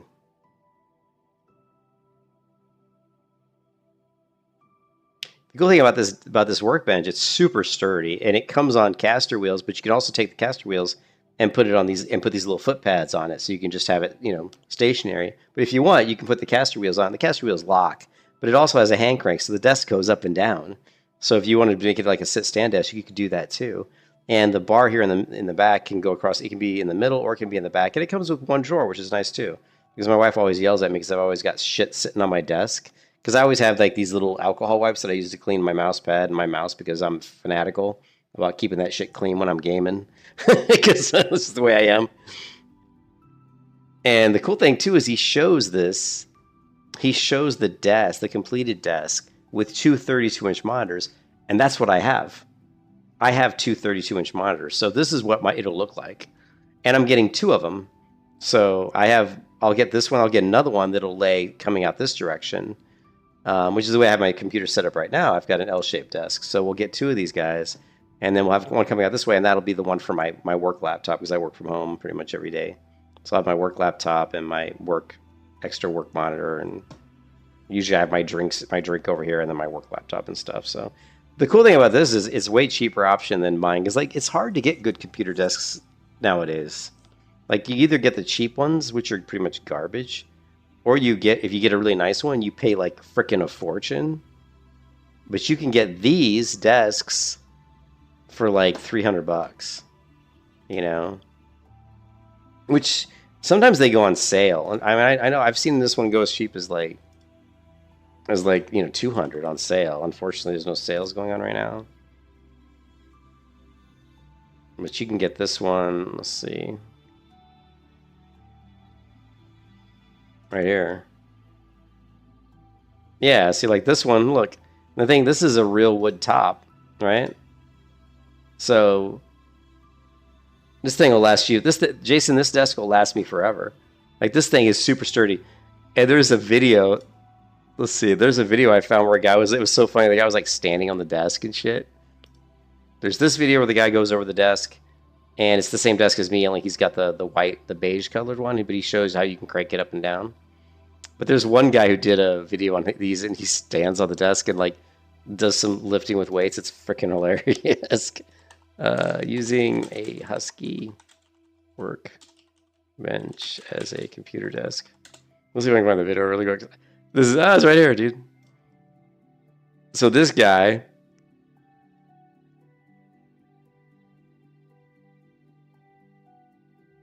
Now he's got this is the 62 or 72 inch desk, right? But this guy's funny. Look, when he's talking about how strong it is, I think does he do it in here? He's like showing. He's like, yeah, this desk is strong.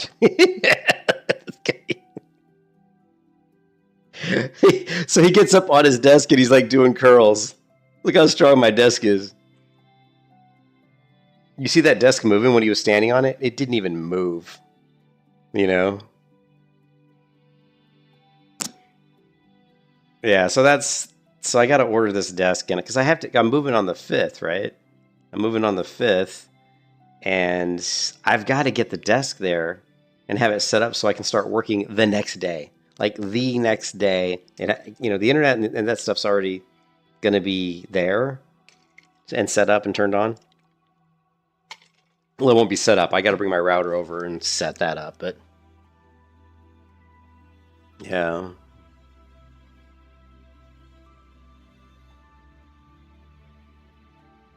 Remember saying for the title, how many hours? Yeah, my friend told me, he goes, stretch out hey, Jason, my friend at work told me, he goes, make sure you stretch out your hand before you go to the title company. Because he says you have to sign so many damn pieces of paper. You know? Hopefully it's not going to be that long. But yeah, this is what I want to get, is this desk here. Get 2 of these babies. So it's going to be like $600 for 2 of them, but these desks will last like they'll last forever, so. Yeah. You gotta get a lawnmower too. Have they condensed it? Yeah, I was wondering. I was hoping they condensed it.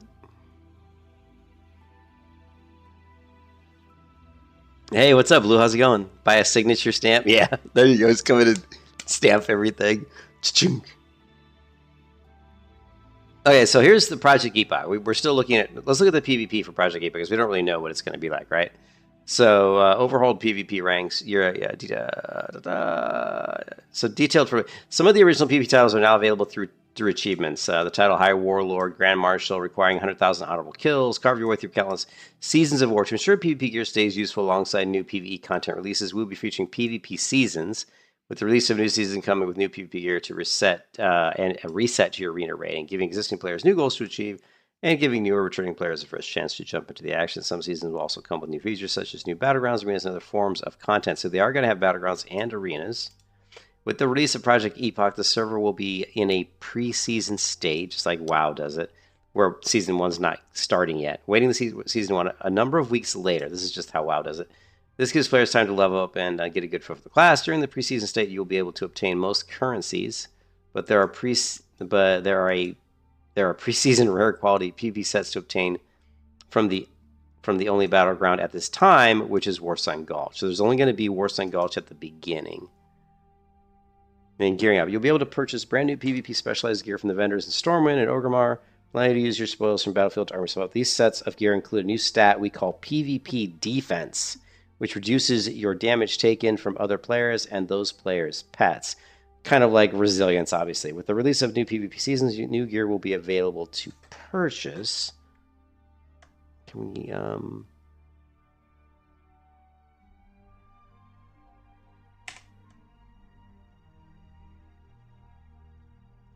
All right, so these are the PvP gear, it looks like. I know, I'm terrible, Jason. I don't know the jumps. Like, there's those jumps up the side. You know where you spawn in on the Alliance side, and there's like right to the left of that spawn in, people will jump up the wall there. I don't know the jumps in WSG.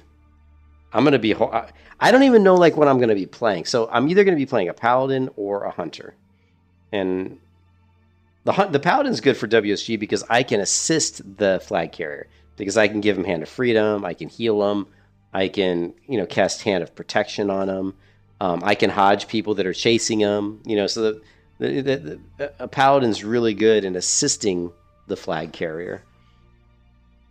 Yeah, if you can find them, that'd be great because I do need to learn those, man. I hope they do a vendor for endgame armor set pieces.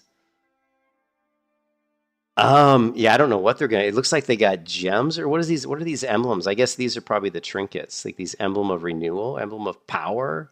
I don't know about you guys, but I'm getting a little excited looking at this. We got our Warsong Gulch tokens, and with the Warsong Gulch tokens, this is like the gear that we probably can get, like the pre-season gear, to help us, get some of our PvP gear going. The Soldier's Shield. You hope they do a vendor for endgame armor set pieces rather than random drops. Yeah, I'm not really I don't like to raid that much, so I'm not really excited about doing a raid to get gear. I think one of the worst PvP seasons in WoW was when like some of the best PvP gear came from like high-end raiding. It's like, oh, I need this specific trinket from this high-end raid. Yeah, I can tell you right now, I never got that trinket because I just don't like doing raids. But anyway, so yeah, this is Jason. This is what I'm definitely going to be playing. When this comes out, I'll be playing this. And if it's good, now if it's really, really shitty, which I mean, when you look at the way they're detailing this, it's hard to imagine this would be bad. Like, yeah, it's free to play. When you look at this, it's very difficult to look at this and say, oh, this is going to suck. Because most of the systems and most of the things they have laid out are things that have been done a while before. It's not like they're breaking. It's not like you're reinventing the wheel, so to speak. We're saying, okay, we've got battlegrounds, we've got arena. We're using a talent tree that's basically the TBC talent tree, so nothing crazy there. We're using for our pet, we're using a Wrath of Lich King pet talent calculator, which is well established talent calculator that some people have liked quite a bit. I'm wondering if, since it is Wrath of the Lich King, if we are going to have the Wrath of Lich King webbing ability for our pets, which if we are, then the spider is going to be my go-to pet for my hunter, so we can root people, so we can engage better, or so we can self-peel ourselves. Yeah. So we got the Marks of Honor, we got Honor Points. So here's the gear we get from Honor. And again, this just looks like your typical Honor grinding type system, from like Wrath of the Lich King. It's like you need a certain amount of honor plus some marks. Like here's the Warsong Gulch marks. And yeah, okay. And then there's going to be conquest points from arena, it looks like. So yeah, very similar to like a Burning Crusade arena season stuff. Okay, so let's take a look. So I believe that they did add a new battleground. So we have Warsong Gulch, but it's this one. This is the new one, the Gilligim's Isle. Location, this is going to be in Stranglethorn Vale, I believe. So they call it the South Seas. So it looks like it's going to be an island. So it looks like you're probably going to zone into it, maybe? Contact Ebok to be sponsored by us. Sure.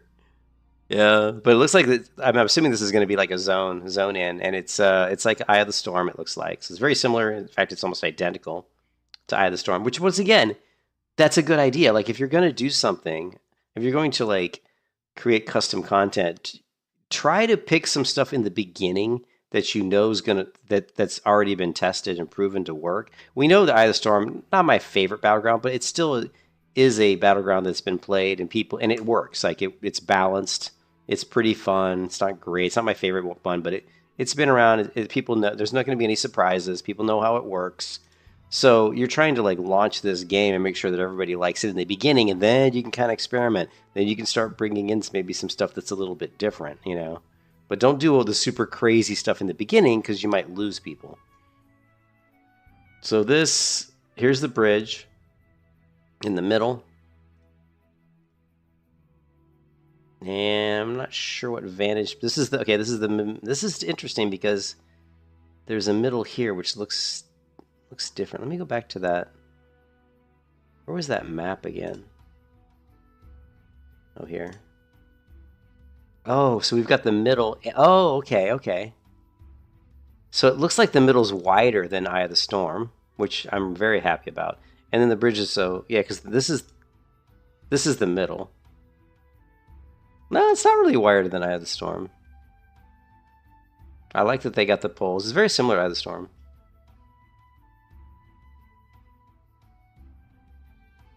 And you can, it's almost identical, really.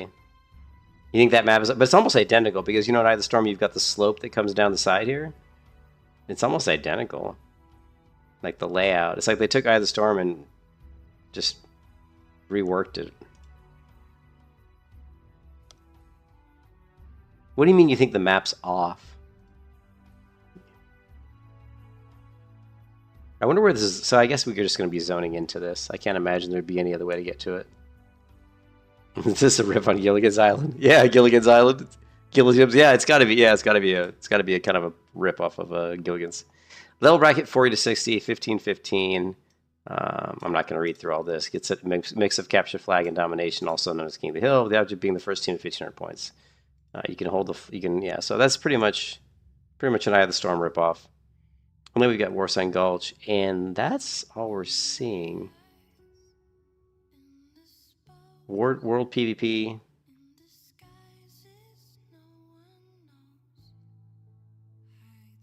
Project Epoch may be a PvE realm at heart, but World PvP remains a cornerstone of the experience. War mode allows you to opt into, so you can turn your PvP war mode on or off. With War Mode active, every skirmish becomes more than just a battle. It becomes a chance at riches. Players who score World PvP kills will have a chance to loot bloody tokens, a special currency earned only through the bloodshed on open field. These tokens can be turned in at the heart of your faction's war camp for a variety of exclusive rewards. Claim the coveted Bloodthirsty title, unlock cosmetic pets and tabards, customize your Hearthstone with unique glyphs. That is pretty fucking cool, right? So you get some cool stuff, getting the tabard's cool. Customize your Hearthstone with unique glyphs, or gear up your World PvP tools like Mount Slowing Net Gun. That's pretty cool. Hey, Voss, thanks, man. Voss, thanks for the donation, dude. Appreciate it. This is now an Epoch stream. I told you, man, if Epoch's really good, I could become like a pretty big, we could be doing a lot of Epoch, you know what I mean? You think it's off proportionally? Yeah, I know what you're saying. I think what you meant by proportion is you were thinking that possibly that this seems, I think what you're saying is that this is too wide, which I 100% agree with. Like the width here on this map, I can't zoom in around on it. The width here is much wider than it should be, comparatively to what we see here. Yeah, it's definitely not right proportion. No, I think that's what you mean. I totally agree with you.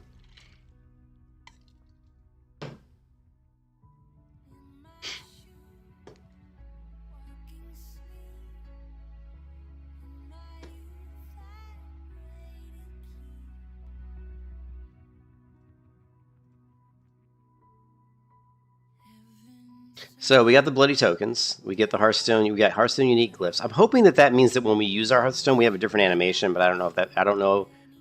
Or it could be like Ascension WoW, where there's different Hearthstones that take you to different parts of the world. But I don't think so. It says customize your Hearthstone with a unique glyph. So maybe it just means that the animation's different, which would be cool. Thank you for the donation again, Valst. I appreciate it, man. Gear up with World PvP tools. You can World PvP tools like a mount slowing net gun. In war mode, style and strategy go hand in hand.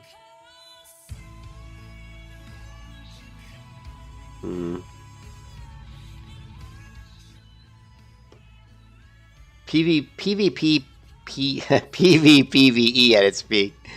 Major world bosses, high stakes PvPvE encounters, and ignite large scale conflicts. 5 minutes before one spawns, a zone wide alert goes out. This reminds me of kind of like Guild Wars 2. And when the boss arrives, the entire area becomes PvP enabled. So we're going to have world bosses that spawn, and then the world becomes PvP, which means there's going to be Horde and Alliance fighting for the right to kill the boss. Disbanding any cross-faction groups and forcing players. It disbands cross-faction groups, which means you can have cross-faction groups, which is interesting. And forcing players to fight alongside their own faction. So I can group with the Horde to do quests in this server. That's pretty interesting. Cross-faction groups.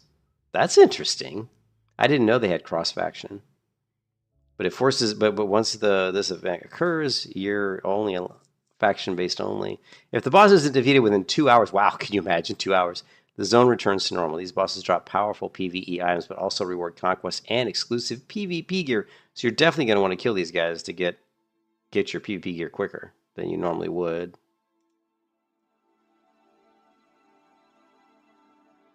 Okay, each new season ensures world bosses remain both a tactical prize and a battlefield centerpiece.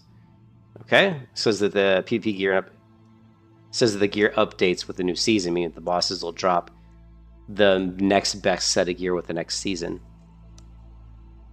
Level through bloodshed. For those who thrive on chaos, Project US offers a blood path forward, leveling through world PvP. With War Mode enabled, slaying enemy players in the open world grants bonus experience, allowing you to reach level 60 through combat alone. That's pretty cool. Behind the scenes, this experience gain is dynamically tuned to ensure a fair and intentional leveling pace, rewarding active engagement without allowing exploitation. And we'll see about that. Some douchebags are always trying to find some way to exploit. Whether you're ambushing contested zones or holding a line for your faction, every skirmish becomes a step towards power. And then we got this call to skirmish. Contested zones are more than just battlegrounds. They're opportunities in every such region. Faction-specific notice boards can be found, offering a daily assignment to hunt down members of the opposing faction. These missions are only available to those who have enabled the war mode. Completing a skirmish. Quest rewards substantial boost of experience along with guaranteed cash of bloody tokens. So basically every day you can get this quest that may means you probably have to go kill some of the other Horde. Oh no! Thank you, SL, for the $10. I appreciate it. Thank you. Thank you for the donations, guys. I appreciate it. I don't hardly ever get any donations. Thank you. Appreciate it. So the team Epoch Stripe.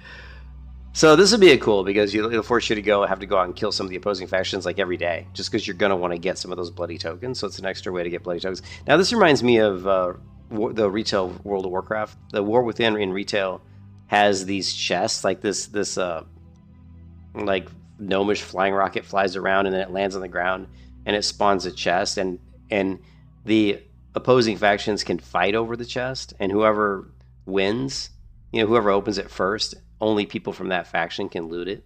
So it's always like a, something that people fight over.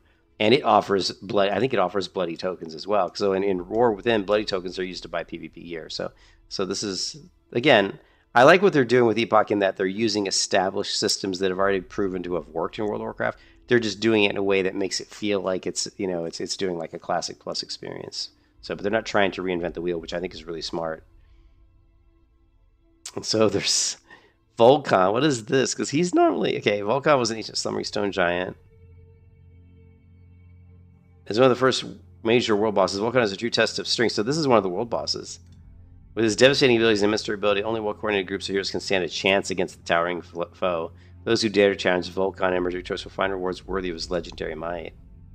So I don't know how many people it's going to take to kill these guys. It's going to be interesting.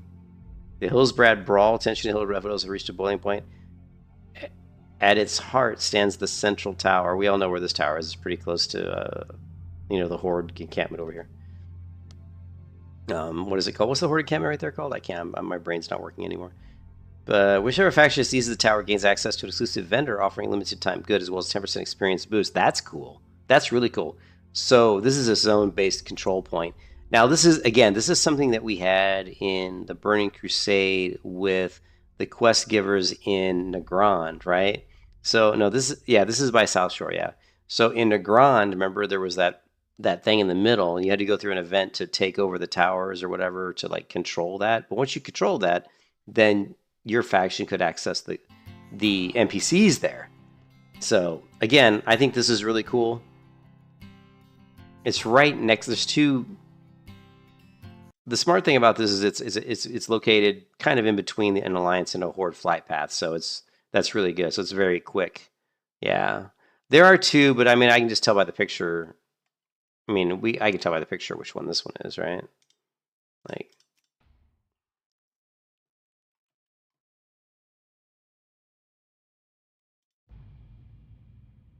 It sucks because I don't know like what to play. Like I don't like right now it's hard to play anything because I'm so stoked just to play,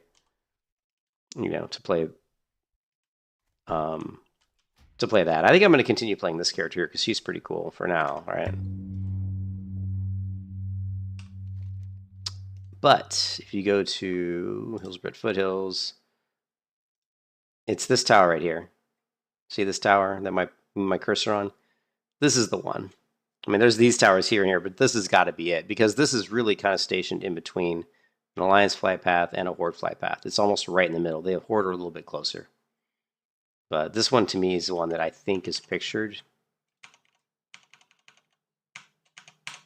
here. Because I know for a fact that that tree exists right next to this one, and then there's a road behind it. So you don't recognize what? This one? Oh, this is the this is Doom. What is it? Doomhowl. This is Doomhowl, the PvP server. Yeah.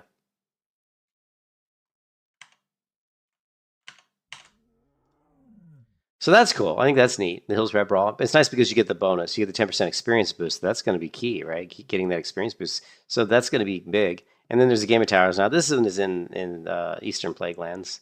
Scourge Invasion, blah, blah, scattered across the zone or key towers. And for every tower your faction controls, all allies in the Eastern Plaguelands gain Echoes of Lord on a stacking buff that increases spell and melee damage against end foes. End foes are 1% per tower. Seize all four and you will fight with a plus 5% edge. Crucial. So that's, yeah, this will be a lot more difficult to get these towers. And of course there's the Garibashi Arena and then Ultra Valley coming soon.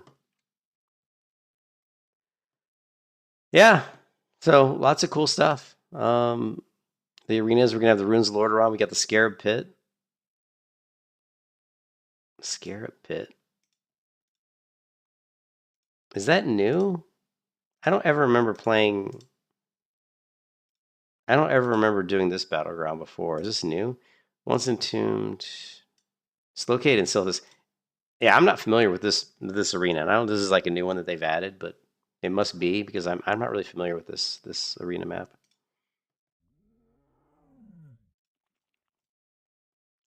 So yeah, lots of stuff coming for Project Epoch. What else we got? Anything else? Let's take a look at the Paladin really quick. Paladins are not faction locked anymore in Project Epoch because the Paladin there can be undead Paladins. Let's take a look. All right, one annoyance with the design of the Burning Crusade Paladin is how short their durations for blessings were. Blessing of Freedom strips you of your long duration blessings off the target. Why should you have to reapply Blessing of Kings just because you want to choose? Yeah, I totally agree. I always thought it was really stupid. They fixed that in Wrath of the Lich King, I believe, because remember there's Hand of Protection and Blessing of Freedom, so they became different spells. But in TBC they were still the same, I think. So if you had like Blessing of Kings, you cast Blessing of Freedom. You can only have one blessing up at a time, so it would remove your Blessing of Kings, which I always thought was dumb. Right, so now it's hands and blessings. So we're going with, I think, the Wrath of the Lich King, I think, did that. So now that's great. So we have Hand of Blessing of Freedom, and we have Hand of Sacrifice, Hand of Protection. So that's good. With the addition of the racial knowledge, every race in Azeroth carries unique traditions, strengths, and stories passed down through generations. In Project Epoch, wait a second. Hold the phone.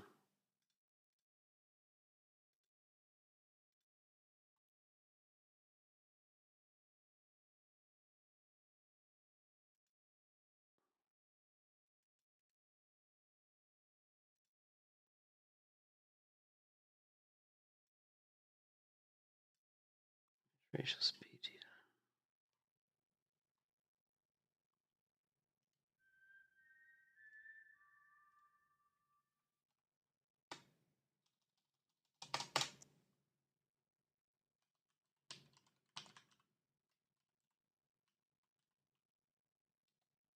Ha! Got it. I just wanted to get a look at that image. It's kind of cool. All right. I just wanted to pull out the image out of the header, which I did. There it is. All right. So I just like the image. Anyways, for my spells, so every race in Azeroth carries unique traditions, strengths, and stories passed down through generations. Project Geek like these legacies come to life not only through powerful racial beliefs, but also through rich cultural expression. From my spells and skills to celebratory banners and brews. Had level 6 years understanding of the world and its many cultures, counting the ability to walk in other people's footsteps. Racial knowledge systems allow you to swap your racial abilities. Okay, so you're going to be able to swap racials. While you cannot mix abilities from multiple races, there are no restrictions on which racial set you may adopt. Okay, so if I'm a human, I guess I could swap with Night Elf racials. But it says they're not simply unlocked, they are earned through discovery and understanding. So you have to do stuff to get to the point where you can do that. Okay. Humans proudly honor their legacy with the banner of heritage, placing a sturdy banner into the ground. So what is this? Like different races have so there's new racials. There's a cosmetic racial for the human called the banner of heritage.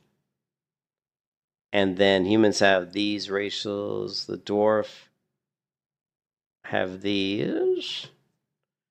Reduces your chance to be dodged or parried with axes. That's okay. All right. All right, let's check out the Night Elf because that's probably what I'll be playing. Dodge, 1%. Great for melee hunter. Touch of a Loon. I've always thought Touch of a Loon kind of sucked. Increases your attack and casting by 2% during the night. Increases your critical strike chance 1% during the day. I mean, crit by 1% is not bad, but nothing amazing. You do have polearm specialization, which I don't remember that. I don't remember these being there. So because there's polearm specialization and staff specialization, we could go with a two-hand staff with our melee build, just because we would get we have a reduction in chance that people could dodge my attack. But I prefer to dual wield. But yeah, Night Elf has stealth. What do you mean? Well, Night Elves have shadow meld. What do you mean stealth? I'm not sure what you're saying. Night Elves don't have like stealth. They have shadow meld.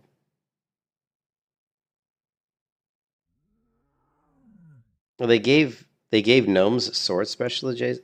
So these are new. I don't remember these existing. Like, swords. You can't be dodge or parry when using a sword. Thrown weapon specialization. Those seem new to me. Yeah.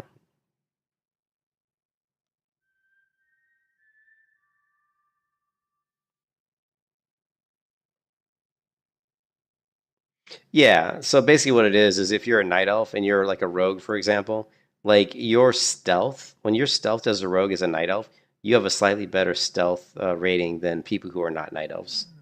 Yeah. So yeah, same thing with shadow mode. But so you do have a slightly better. I think you do have a slightly better stealth rating than like a human would. I think. I mean, I'm not 100% sure on that, and somehow I just hit my keyboard and lost where I was. Okay. Here's the cosmetic for the York, the Logosh's guidance. What's the cosmetic for cosmetic gnomish innovation for gnomes? Da, da, da. So I guess you have a cosmetic where you jump into your little flying machine, and cosmetic, even in Death and Isles, remain connected to nature with wisp form. So that's just whatever. Cosmetic body modification allows undead players to temporarily assume the appearance of any creature flagged as undead. That's pretty interesting.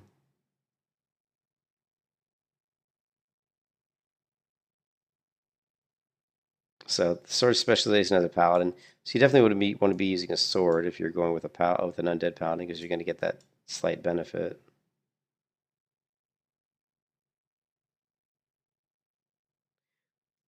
Damage dealt. Look at this. Troll. Damage dealt versus beast increased by 5%. Damn.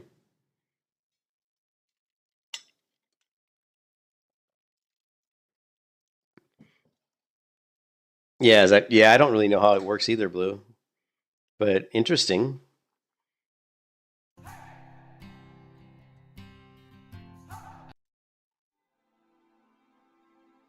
But I mean, I think the beast sling's interesting. I mean, like if I was if you were a troll and you just wanted to level by killing mobs, it's that 5% that's a pretty good increase to damage. Anyways, I don't see anything super crazy in here. It all looks fine. Nothing groundbreaking.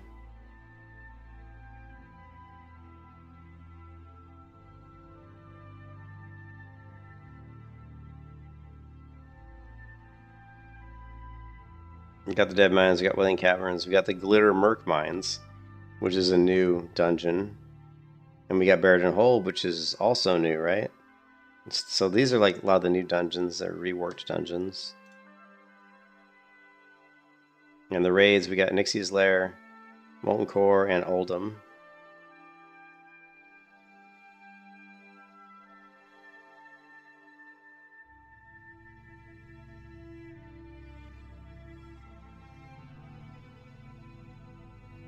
It looks like we have some reputation rewards.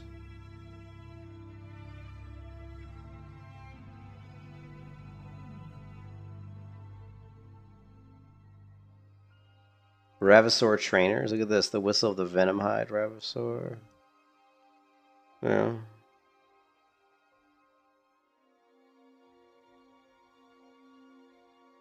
The Rugged Saddle.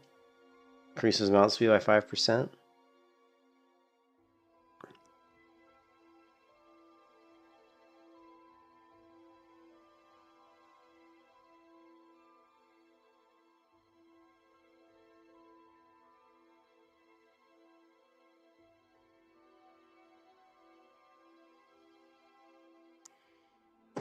Yeah, there's a lot of stuff to learn. I mean, there's new stuff they've added to professions to ensure that players get started on their professions early and make meaningful progress. We've ensured that all racial secondary towns Goldshire are full of a suite of gathering profession trainers. So okay, that's good or bad. I don't know. Meaningful bonuses. One of the things that Rathless King introduced was bonuses given to players. Yeah, like if you were a skinner and you got your skinning level to a certain degree, it would give you a crit. If you were a miner, and which I really liked, if you were a miner and you were a paladin, you could get an increase to your, I think it was your stamina, right? Your stamina maybe. So that, and then across the board you can, for example, Blasphemous could add sockets to their bracers and gloves, while Scribes could craft special shoulder enchants. We really like this idea, so we put our own spin on it, and we think that it stays true to vanilla principles. Across the board, you can safely assume that all crafting professions have received a wealth of new recipes. Available from a variety of sources, these recipes guaranteed to shake out the profession and regent meta for years to come. We consider professions a core aspect of World of Warcraft. We continue to receive updates.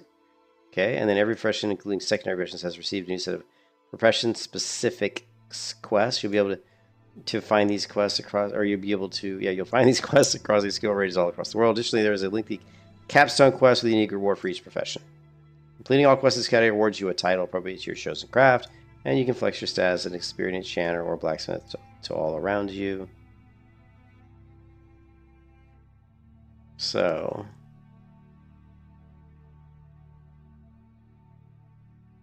okay. Blacksmithing profession bonus repair all. Stay battle rating. A new blacksmithing ability that instantly restores the durability of all your gear with 2 ranks, offering a cooldown of 8 hours and 4 hours. This ensures you're always prepared for the fight ahead. Okay. Black coffee. Bring in chance. Powerful prefer.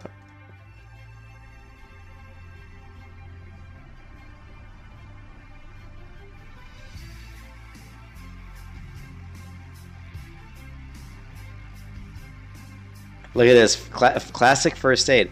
First aid has been restored to 1.12 state, including the triage. Capstone quests. Oh wow. So they didn't get rid of first aid. That's cool. Upgraded bandages to account for increased health pools during TBC, stamina scaling. The amount healed by bandages has been increased. First aid materials are now objectives of quests, opening a new market for crafting and selling your emergency supplies to others. That's pretty cool. I mean, look, heavy linen heals for 132 damage. That's a lot.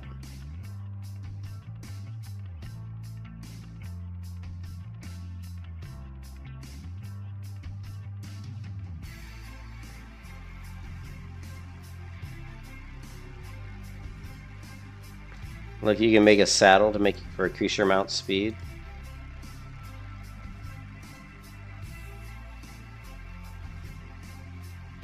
We've added new recipes to Epoch that utilize many of the rare hides that previously had little intrinsic value, making farming more types of skin than Devilsaur a lucrative enterprise. Basically, all this stuff is cool. Like, when you go through all this information, I never read any of this and say, oh, that's dumb or oh, that's a bad idea. Like, everything I read is like, I'm thinking, this is good. This adds more depth to the game. There's more depth to the crafting. There's more depth to the classes, you know. There's more depth to the world in general. I mean, all this stuff looks good, so we just have to wait and see when they release it if it's gonna, how well it's gonna play out, you know. All right, let's get back to the hardcore single self-found melee hunter.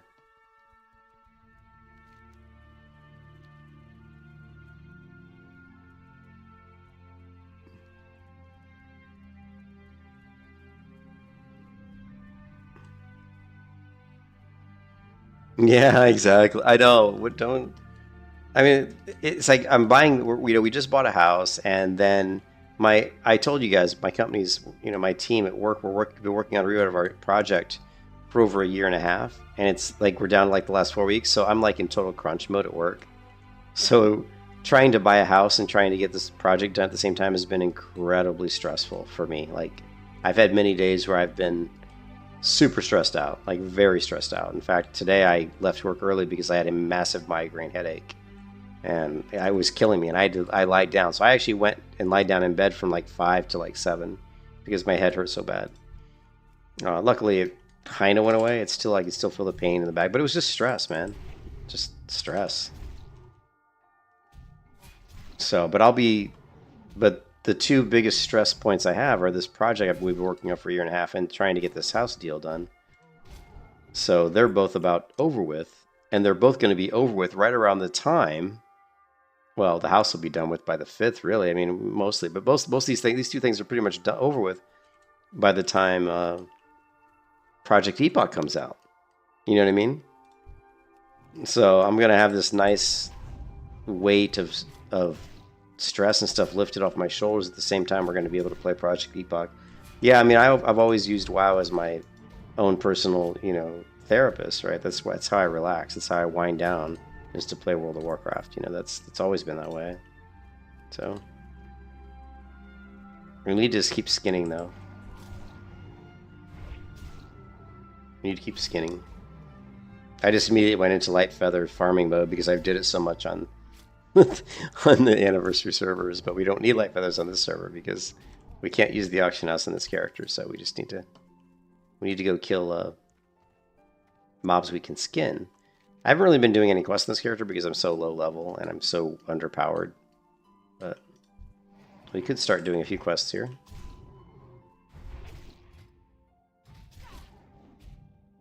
But I want to keep leveling my leatherworking.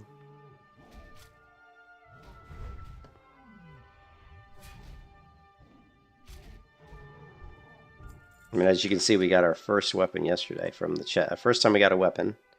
We can only use weapons from chests or chests that we got from fishing. So we got this out of a chest yesterday. It's the first time this character has had a weapon. I've been punching mobs up until like level 13. And only gear I can wear is gear that I craft. And as you can see, this is all gear that I've crafted. See, all made by Shy Elf.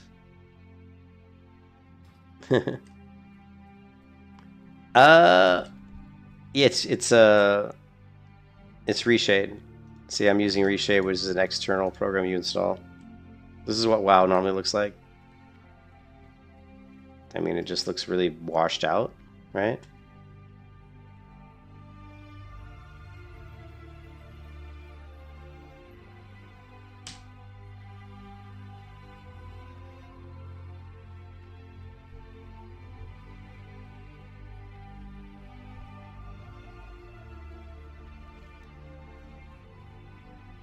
I guess, do we want to do the... No, let's wait until we're a little bit higher level.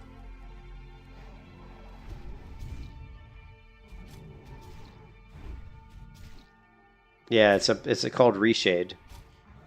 You can go to reshade.me. That's the website. Reshade, RESHADE.me. Type that in a browser, download it.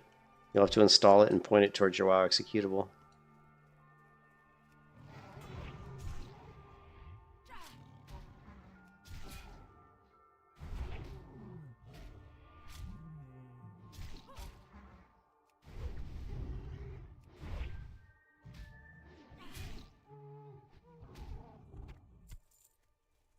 Alright, let's go.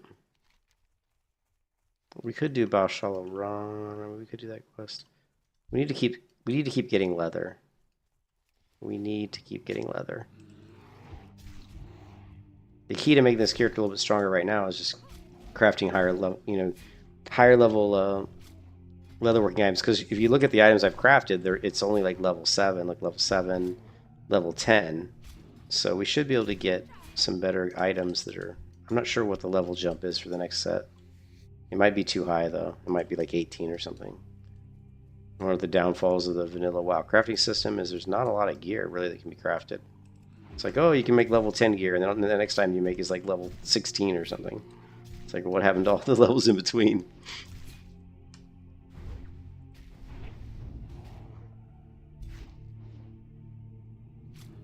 I think Blue got offline. But Blue, I don't know if you're still there, but man, I'm still jonesing to play Chrono Odyssey. I was really bummed that we couldn't play more. And even though there's all the bad news about Chrono, there is still a small shining. There is the possibility, although it's a very, very small possibility, that because they say that the build that we played was the build that was the completed like end of year build from 2024. That's what they said. That's what the owner of Chrono Studios said. Now, whether or not we believe him, I don't really know. I don't know him, so I can't really say much about that. But if it's true that the build we played was their stable build that was December 2024 build, that means the new build they've been working on for, for 6 months. So, and if you look at the trailer, if you look at this, like if you go here, and you look at the Chrono Odyssey,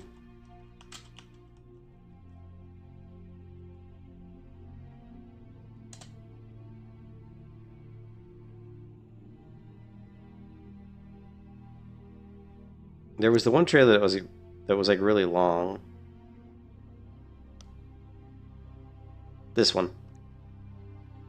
Remember, this one came out right before the Chrono Odyssey like playtest came out. So this is what I think what really pissed people off is because when you look at this, the graphics look way better. Although maybe not that good because this looks pretty much like what we saw. Right here, let's take a look.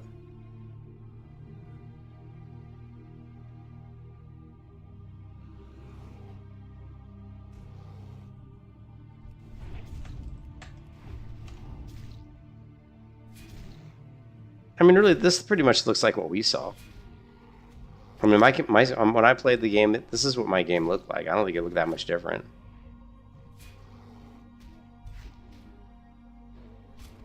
I just think there were certain moments in here when they were playing where the game looked really good. I don't know. I don't think it really looked that much different than when I was playing.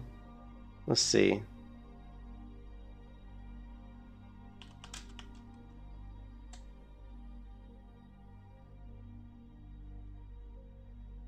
And this is me playing.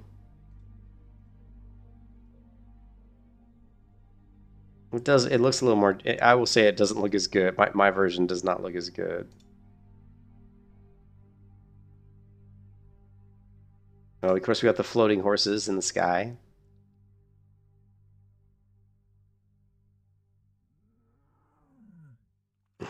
Man, there were a lot of floating horses. There were a lot of horses flying around in that sky.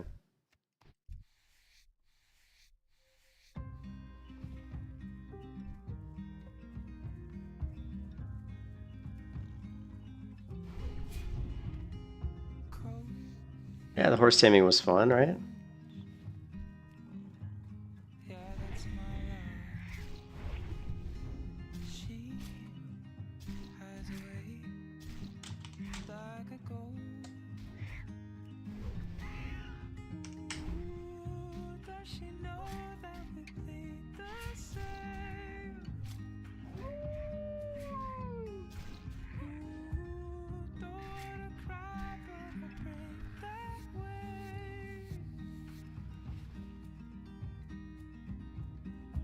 Cold sheets. I've played MMOs a long time, and the one thing you have to learn if you want to be any good as an MMO player is you gotta have patience. Searching high, I'm searching You have to have patience. in the night. Does she know that we bleed the same? A good MMO, if an MMO is good, then things shouldn't be achieved quickly. They should be achieved through like great effort, right? That's what makes the game more fun. Is if it's, the greater the challenge, the greater the sense of accomplishment once the challenge has been overcome.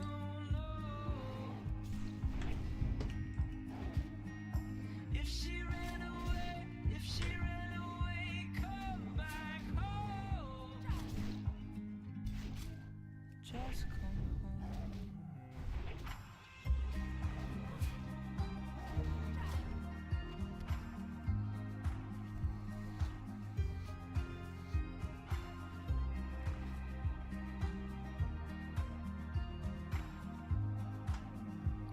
Okay, we're up to 20 leather. I'd like to get to over 100 leather. Got a feel I'm just waiting for my pet to stop eating. how in my blood she was carried out. He's still hungry. High above, ooh, if you play, I'll bleed the same. Ooh, if you're scared, I'm on. Okay, not hungry anymore. Did you run away? Did you run away? I don't need to know. If you ran away, come back home. Just come home.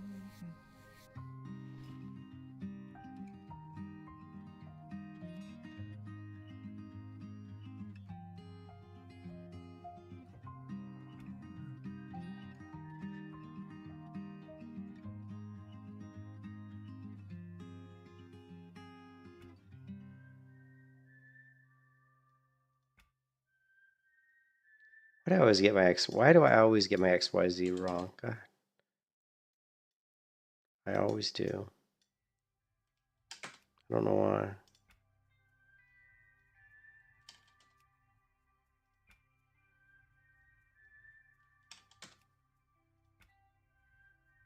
Oh, that's the scale.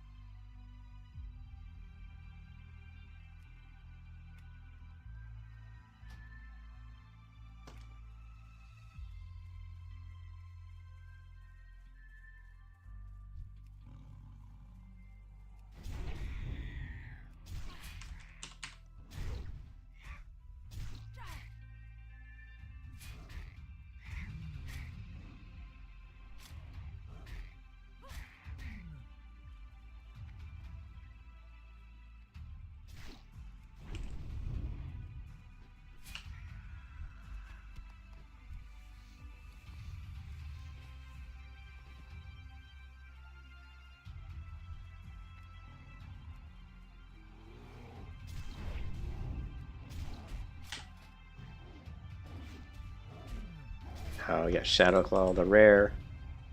Let's kill this guy first.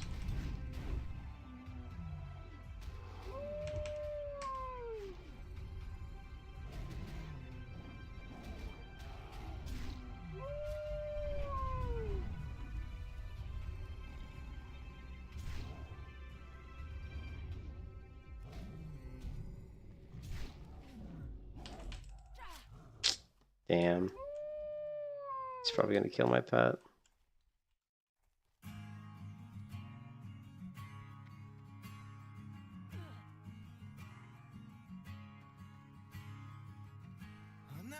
That's my pet crying because his health is low. It's a MSBT trigger.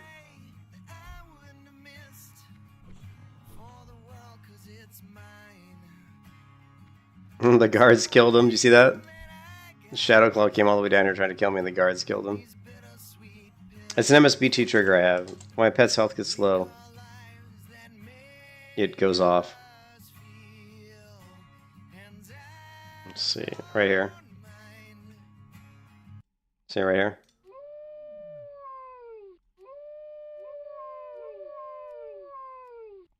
It's an MSB trigger that I set up so that when my pet's health gets low, I don't see. I don't ever have to want to look at my health for my pet or my character. Like, and that's why I have audio alerts that let me know. Right? It just lets me know when my healths are low about my pet or me, and that way, it's easy. I don't have to worry about like missing out on that. You know, it's super useful. It's so useful that when I play other games, I die all the time because I don't look at my health bar because I'm so used to not looking at it.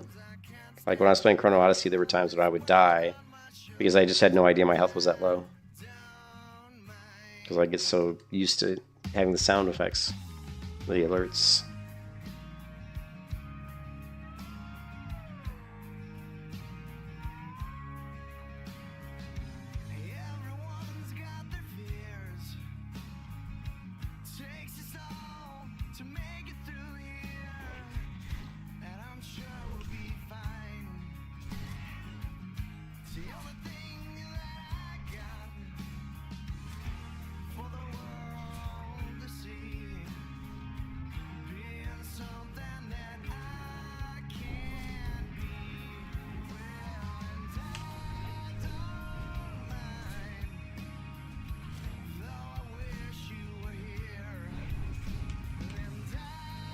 No, I don't have it. No. I mean, I've created videos before, like talking about my add-ons, like what I use.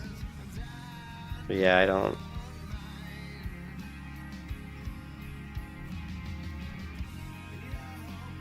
That would be one of those things I would create if I ever create up like a membership for my YouTube channel. That would be something I would do. Like I would do like videos on my UI and like add-ons, and I would make that all put that behind like the membership paywall. Just you gotta have something behind a membership paywall, right?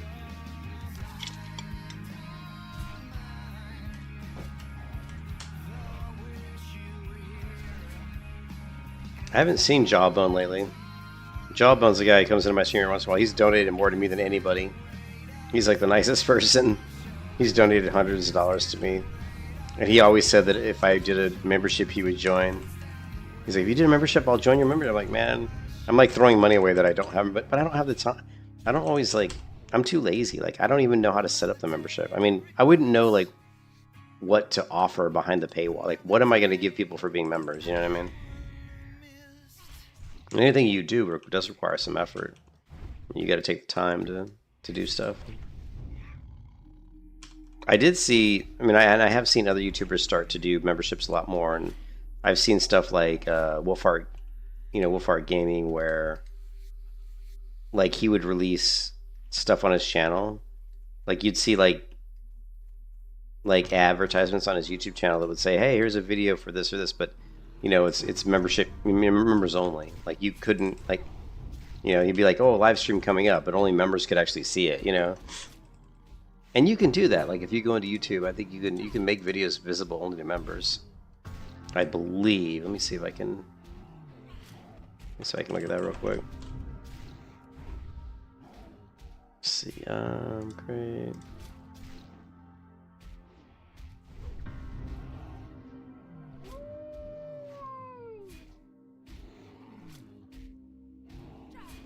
Yeah, see, like if you go to YouTube here and then I want to create like a live stream, you can do like members only.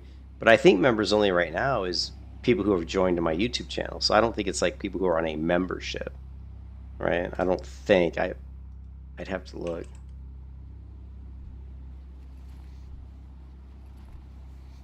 But that's all part of like the membership, though. You want to be able to put out content based on, hey, these people are paying, you know, a couple dollars a month to be a member of my YouTube channel, so I want to put content out that's specifically, you know, for them.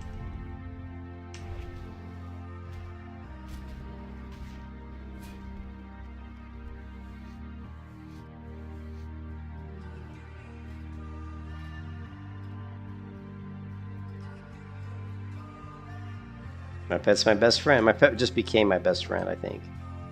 Or maybe he's been my best friend for a while. Yeah, no, this pet's cool. He's just like the dark skin one. He's basically a moonstalker.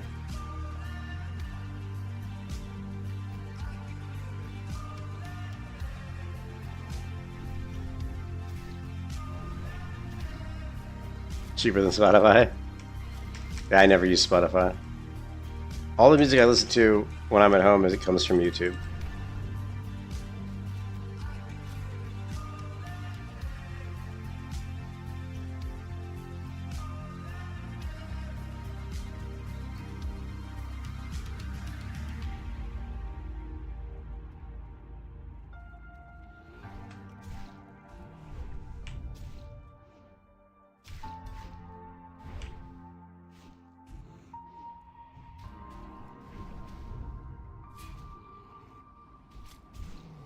So we only got 28 leather. We do need to level up my fishing too. We're gonna have to go to Booty Bay to get the fishing book, but that's doable.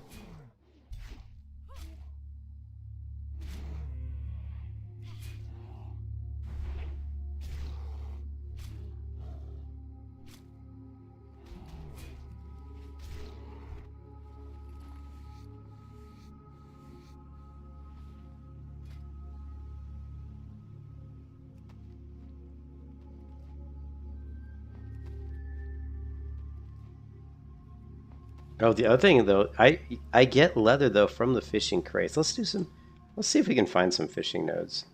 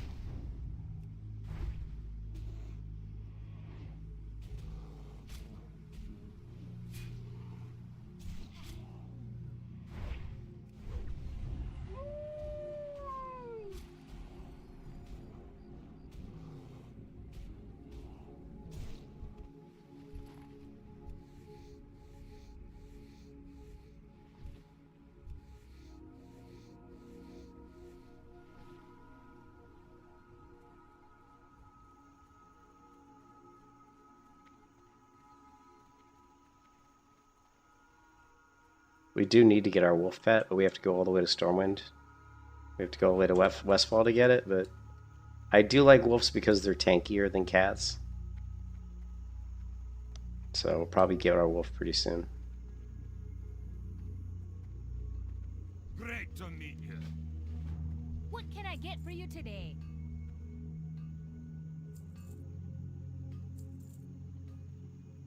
Actually, we can't use that.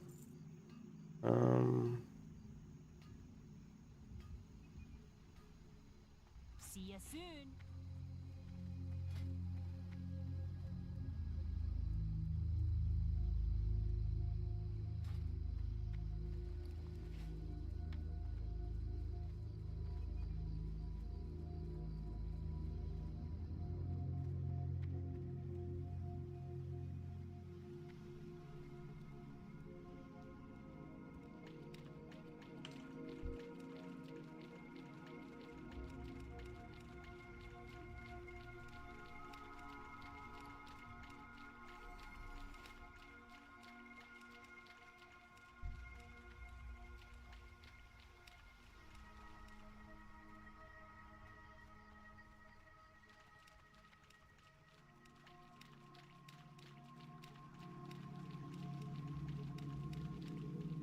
Ooh, barrel of milk.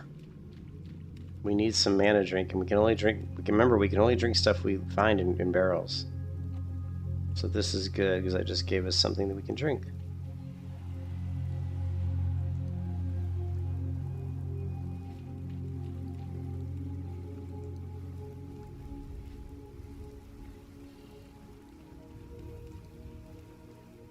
Nice.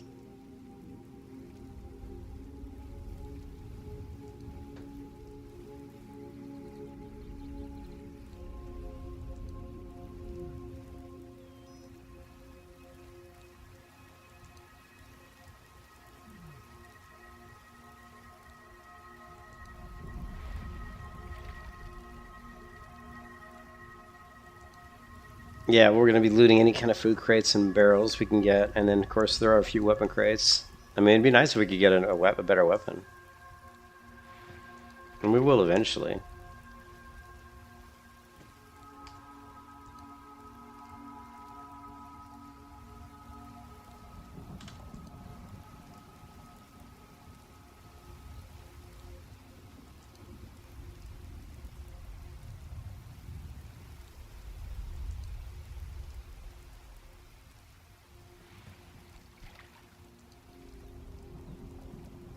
We don't need blackmouth. The reason we're fishing this obviously is we're looking for loot crates.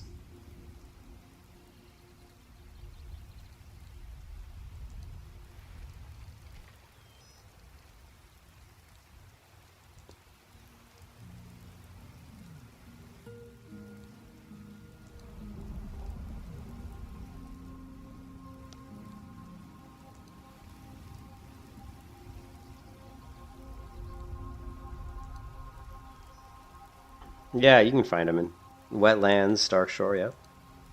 Wetlands and dark shore are both really good for oily blackmouth. This is like the never-ending pool. Ooh la la has been slain at level 13.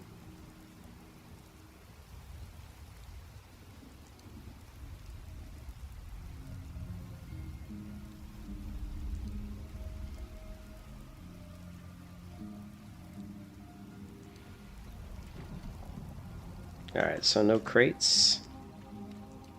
But we'll keep looking.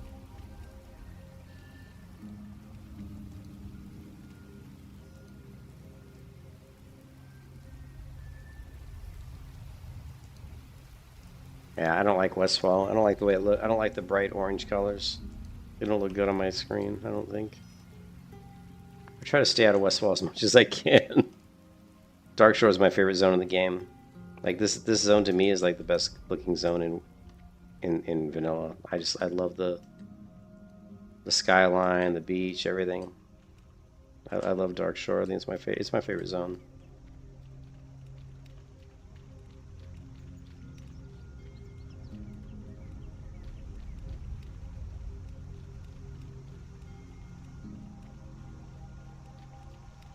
Oh, I don't like STV. I do not like STV. I don't like Westfall. I don't like STV. Dark Shore. I don't know. There's other zones like let's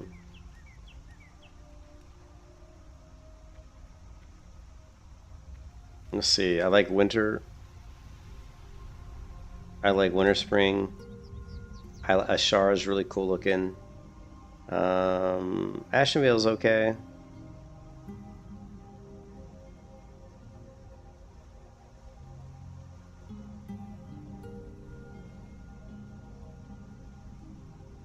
Terracewall Glades is nice. Terracewall Glades is nice. Silver Pine Forest is nice. Yeah, those are the ones I kind of like. Yeah, Hinterlands isn't bad. Oh, look what we got. We got some floating debris. Come on, we might be able to get a weapon upgrade here if we're lucky.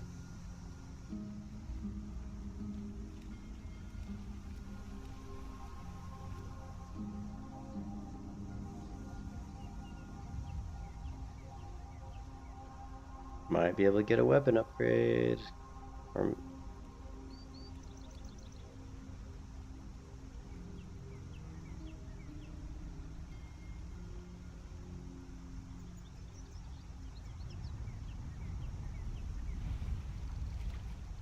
You know what? Let's go ahead and use our shiny bauble.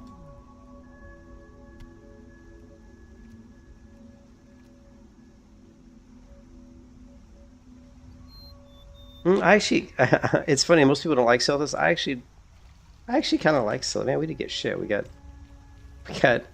all we got was some Rumsey Rum Light and some Strangle Kelp, which I can't really use Strangle Kelp, so that was a big bummer.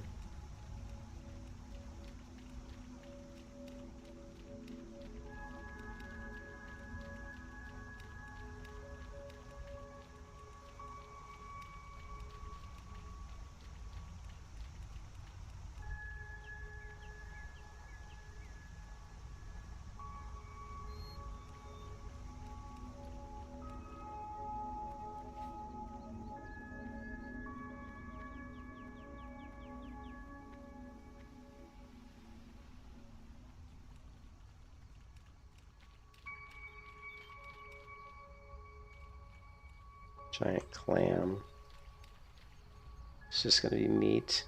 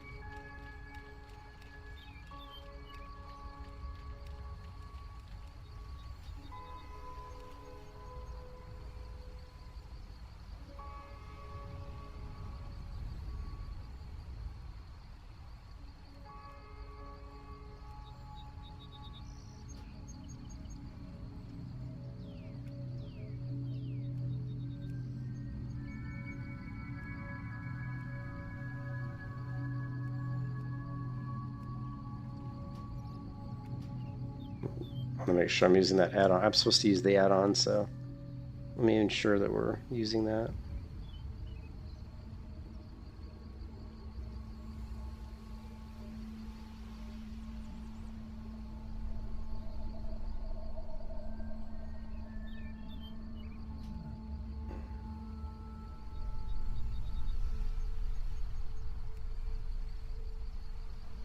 Yeah, we're using Frontier.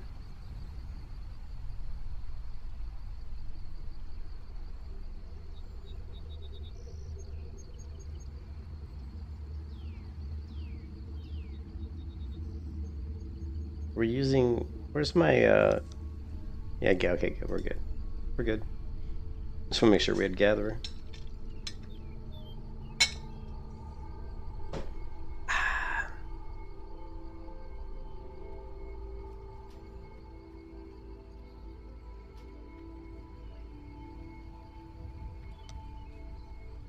Not a lot of fishing pools. It's multiple people dying in Blackrock Spire. Must have been a bad group. Oh, weapons crate. Oh, here we go. Weapons crate. This could be an upgrade. Come on, give me like a sword or something, or a two-hand weapon. Oh, we got it up. We got an upgrade.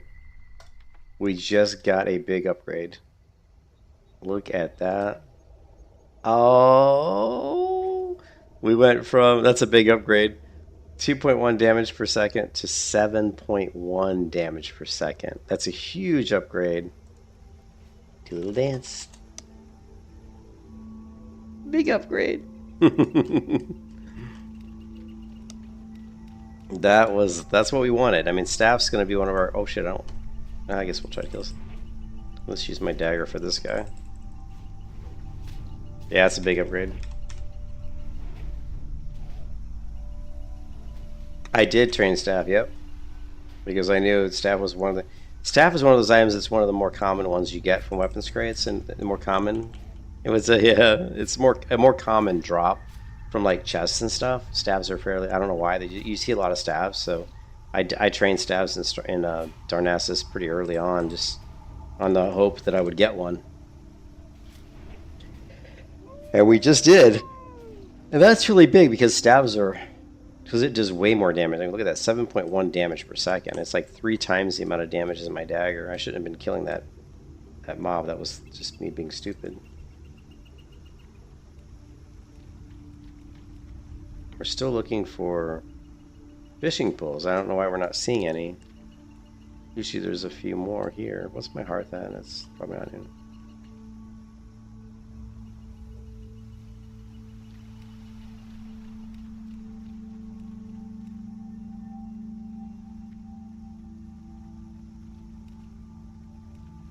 So it was good that I ran up the coast. I knew there was some weapons crates this way.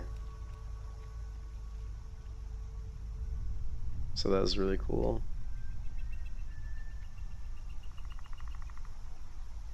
I haven't done my quest yet, so I can't get this.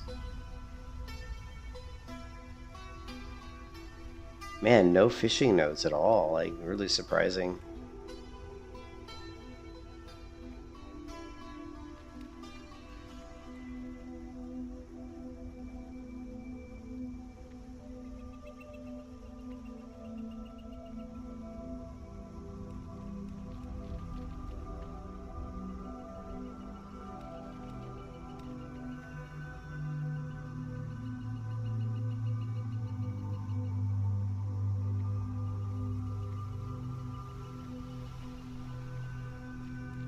I don't usually run this far north for fishing nodes, but I just thought I'd give it a go.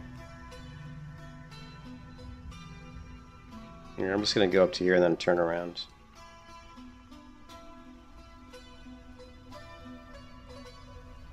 Well, here's a barrel. Sweet, more milk. We need that. We can only use liquid drink that we find in barrels, or the, so you know, as far as mana regen, we're stuck with what we get out of barrels. And then, of course, we can craft food that can restore mana.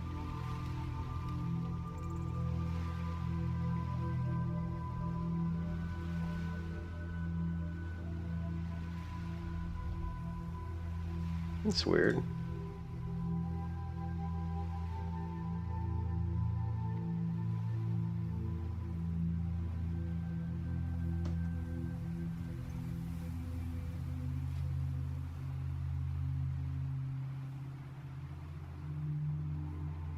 That's weird. I just got a notification that my browser said I'm out of memory. Like, my browser crashed and said out of memory. I'm nowhere near my memory max. So that's, I think that's just a Chrome issue. I think Chrome just crashed. Let me yeah.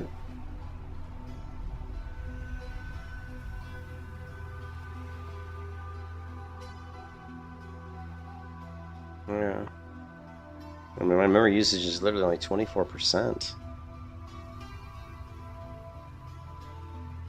So surprising that happened. I think Chrome's just freaking out.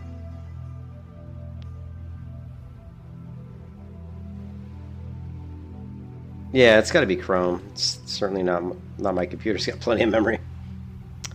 My computer's not running out of memory, I can tell you that. All right, well, I'm really surprised we didn't see a lot of fishing pools, fishing nodes. Now we're gonna find a lot more, obviously, I think we should go to Westfall. I think we should go to Westfall, pick up our wolf pet, and then we're gonna find a lot more fishing nodes along the coast in Westfall. I kind of like my pet though, this one. I just know that wolf pet's better long term. Furious House is going to give me more damage. I'm going to do more damage with the wolf.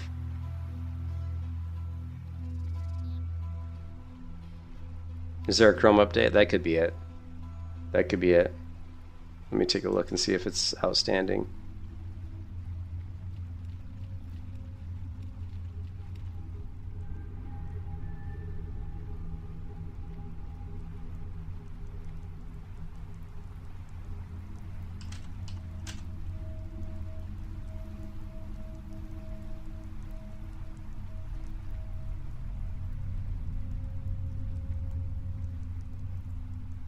Oh, you know what? It's updating Chrome right now.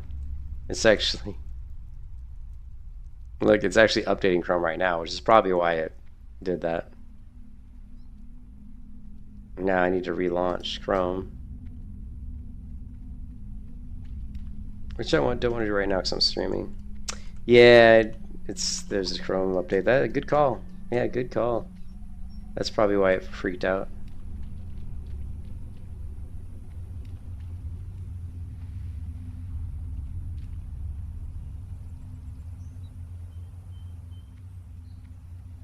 But for this type of challenge I'm doing, it's going up and down coast is a great way to get some some food, weapons crates, drink.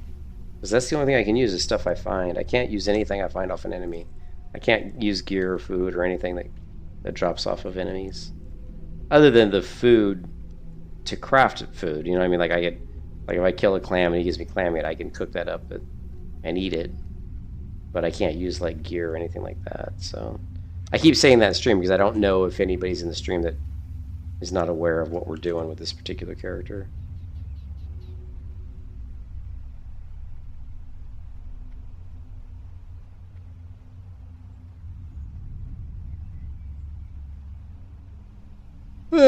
But I'm gonna go to bed pretty soon. I don't want to have a headache tomorrow, and I had a really bad headache today, and it was just a stress headache, though. Oh, let's level up our staff a little bit while we're over here. We need to level our staff up.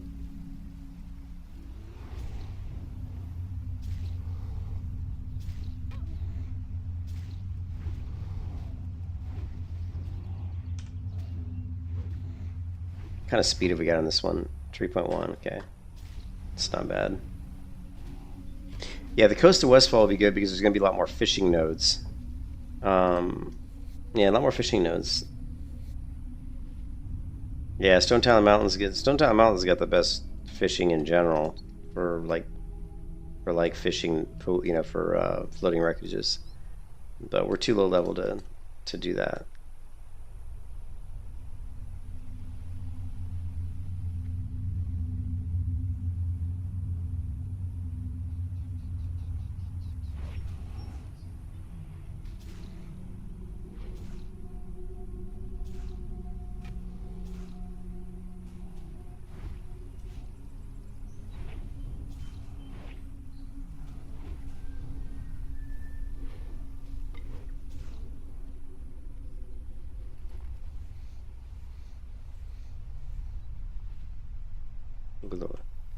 I don't want to fight level 14.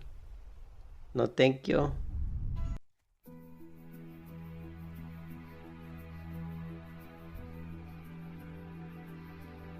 Another level 14. We need to go a little further.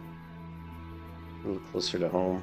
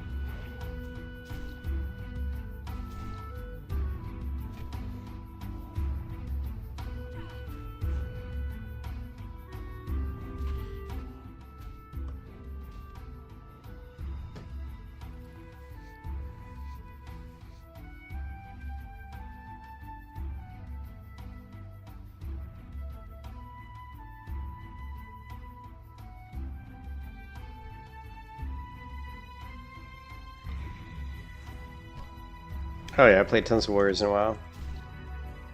I've leveled Hardcore Warriors to 60 in a while too.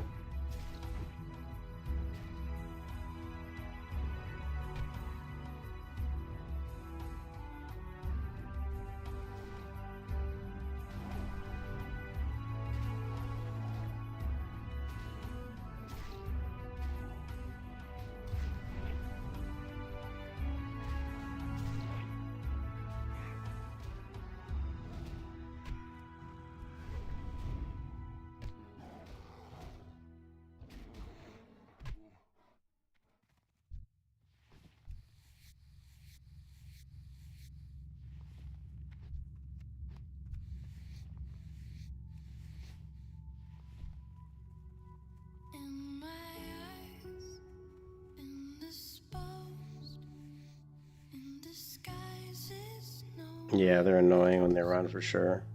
hides the face, lies the snake I hate it when people kill mobs and they don't loot them. in my All those free skins.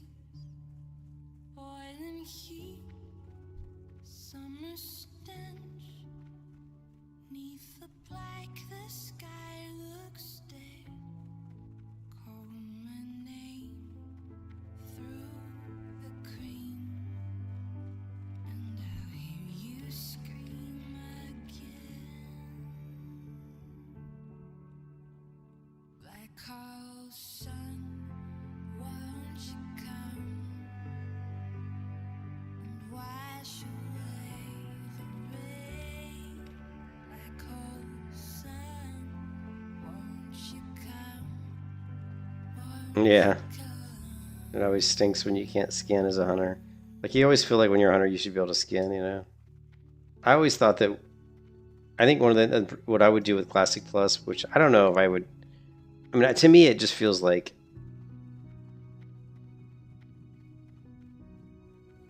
I don't know. I would add another profession. Like, if I was going to do Classic Plus, I think... There's another people dying. People are dying in Blackrock Spire tonight. I would say that you could have a primary profession and two gathering. You could have primary profession, a secondary profession, and two gathering professions. So what I mean by that is you could be like an alchemist and a leather worker, and you could have herbalism and skinning. But what I would say is that only one of those primary professions could go to 60. The other one would be stuck at 225. So you could have alchemy to 225, leatherworking to 300, and then skinning to 300 and herbalism to 300. That's one change I think I would make to Classic Plus. I just think it would be nice to allow one character to have a little bit more professions so he doesn't have to create another character just to do a different profession. Because there's certain, you know, of course that would mean that the one character would get the benefits. Won't you come?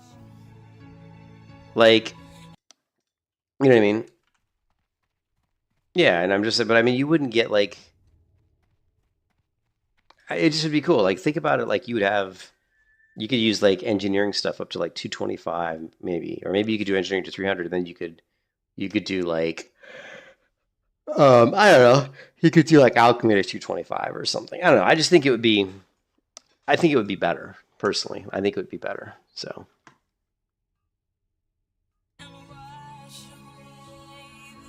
What level fishing, cooking, first aid? What level did you say to drop one of the professions? What do you mean?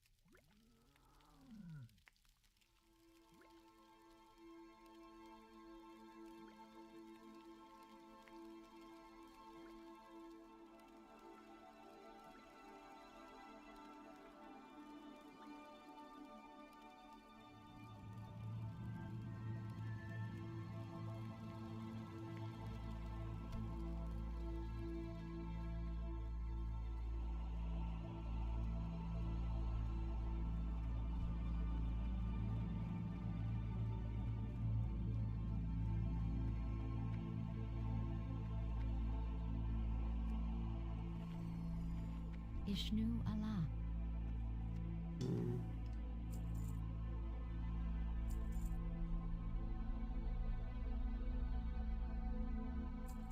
May the stars guide you.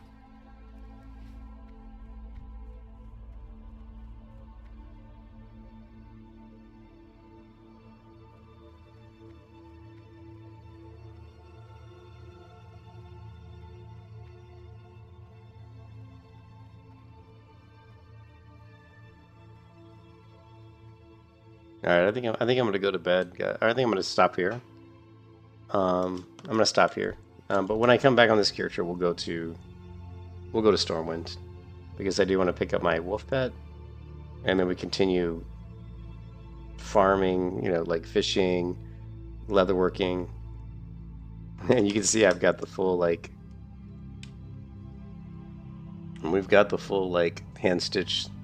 We got the embossed leather vest, the embossed gloves, and the embossed leggings, and the embossed boots.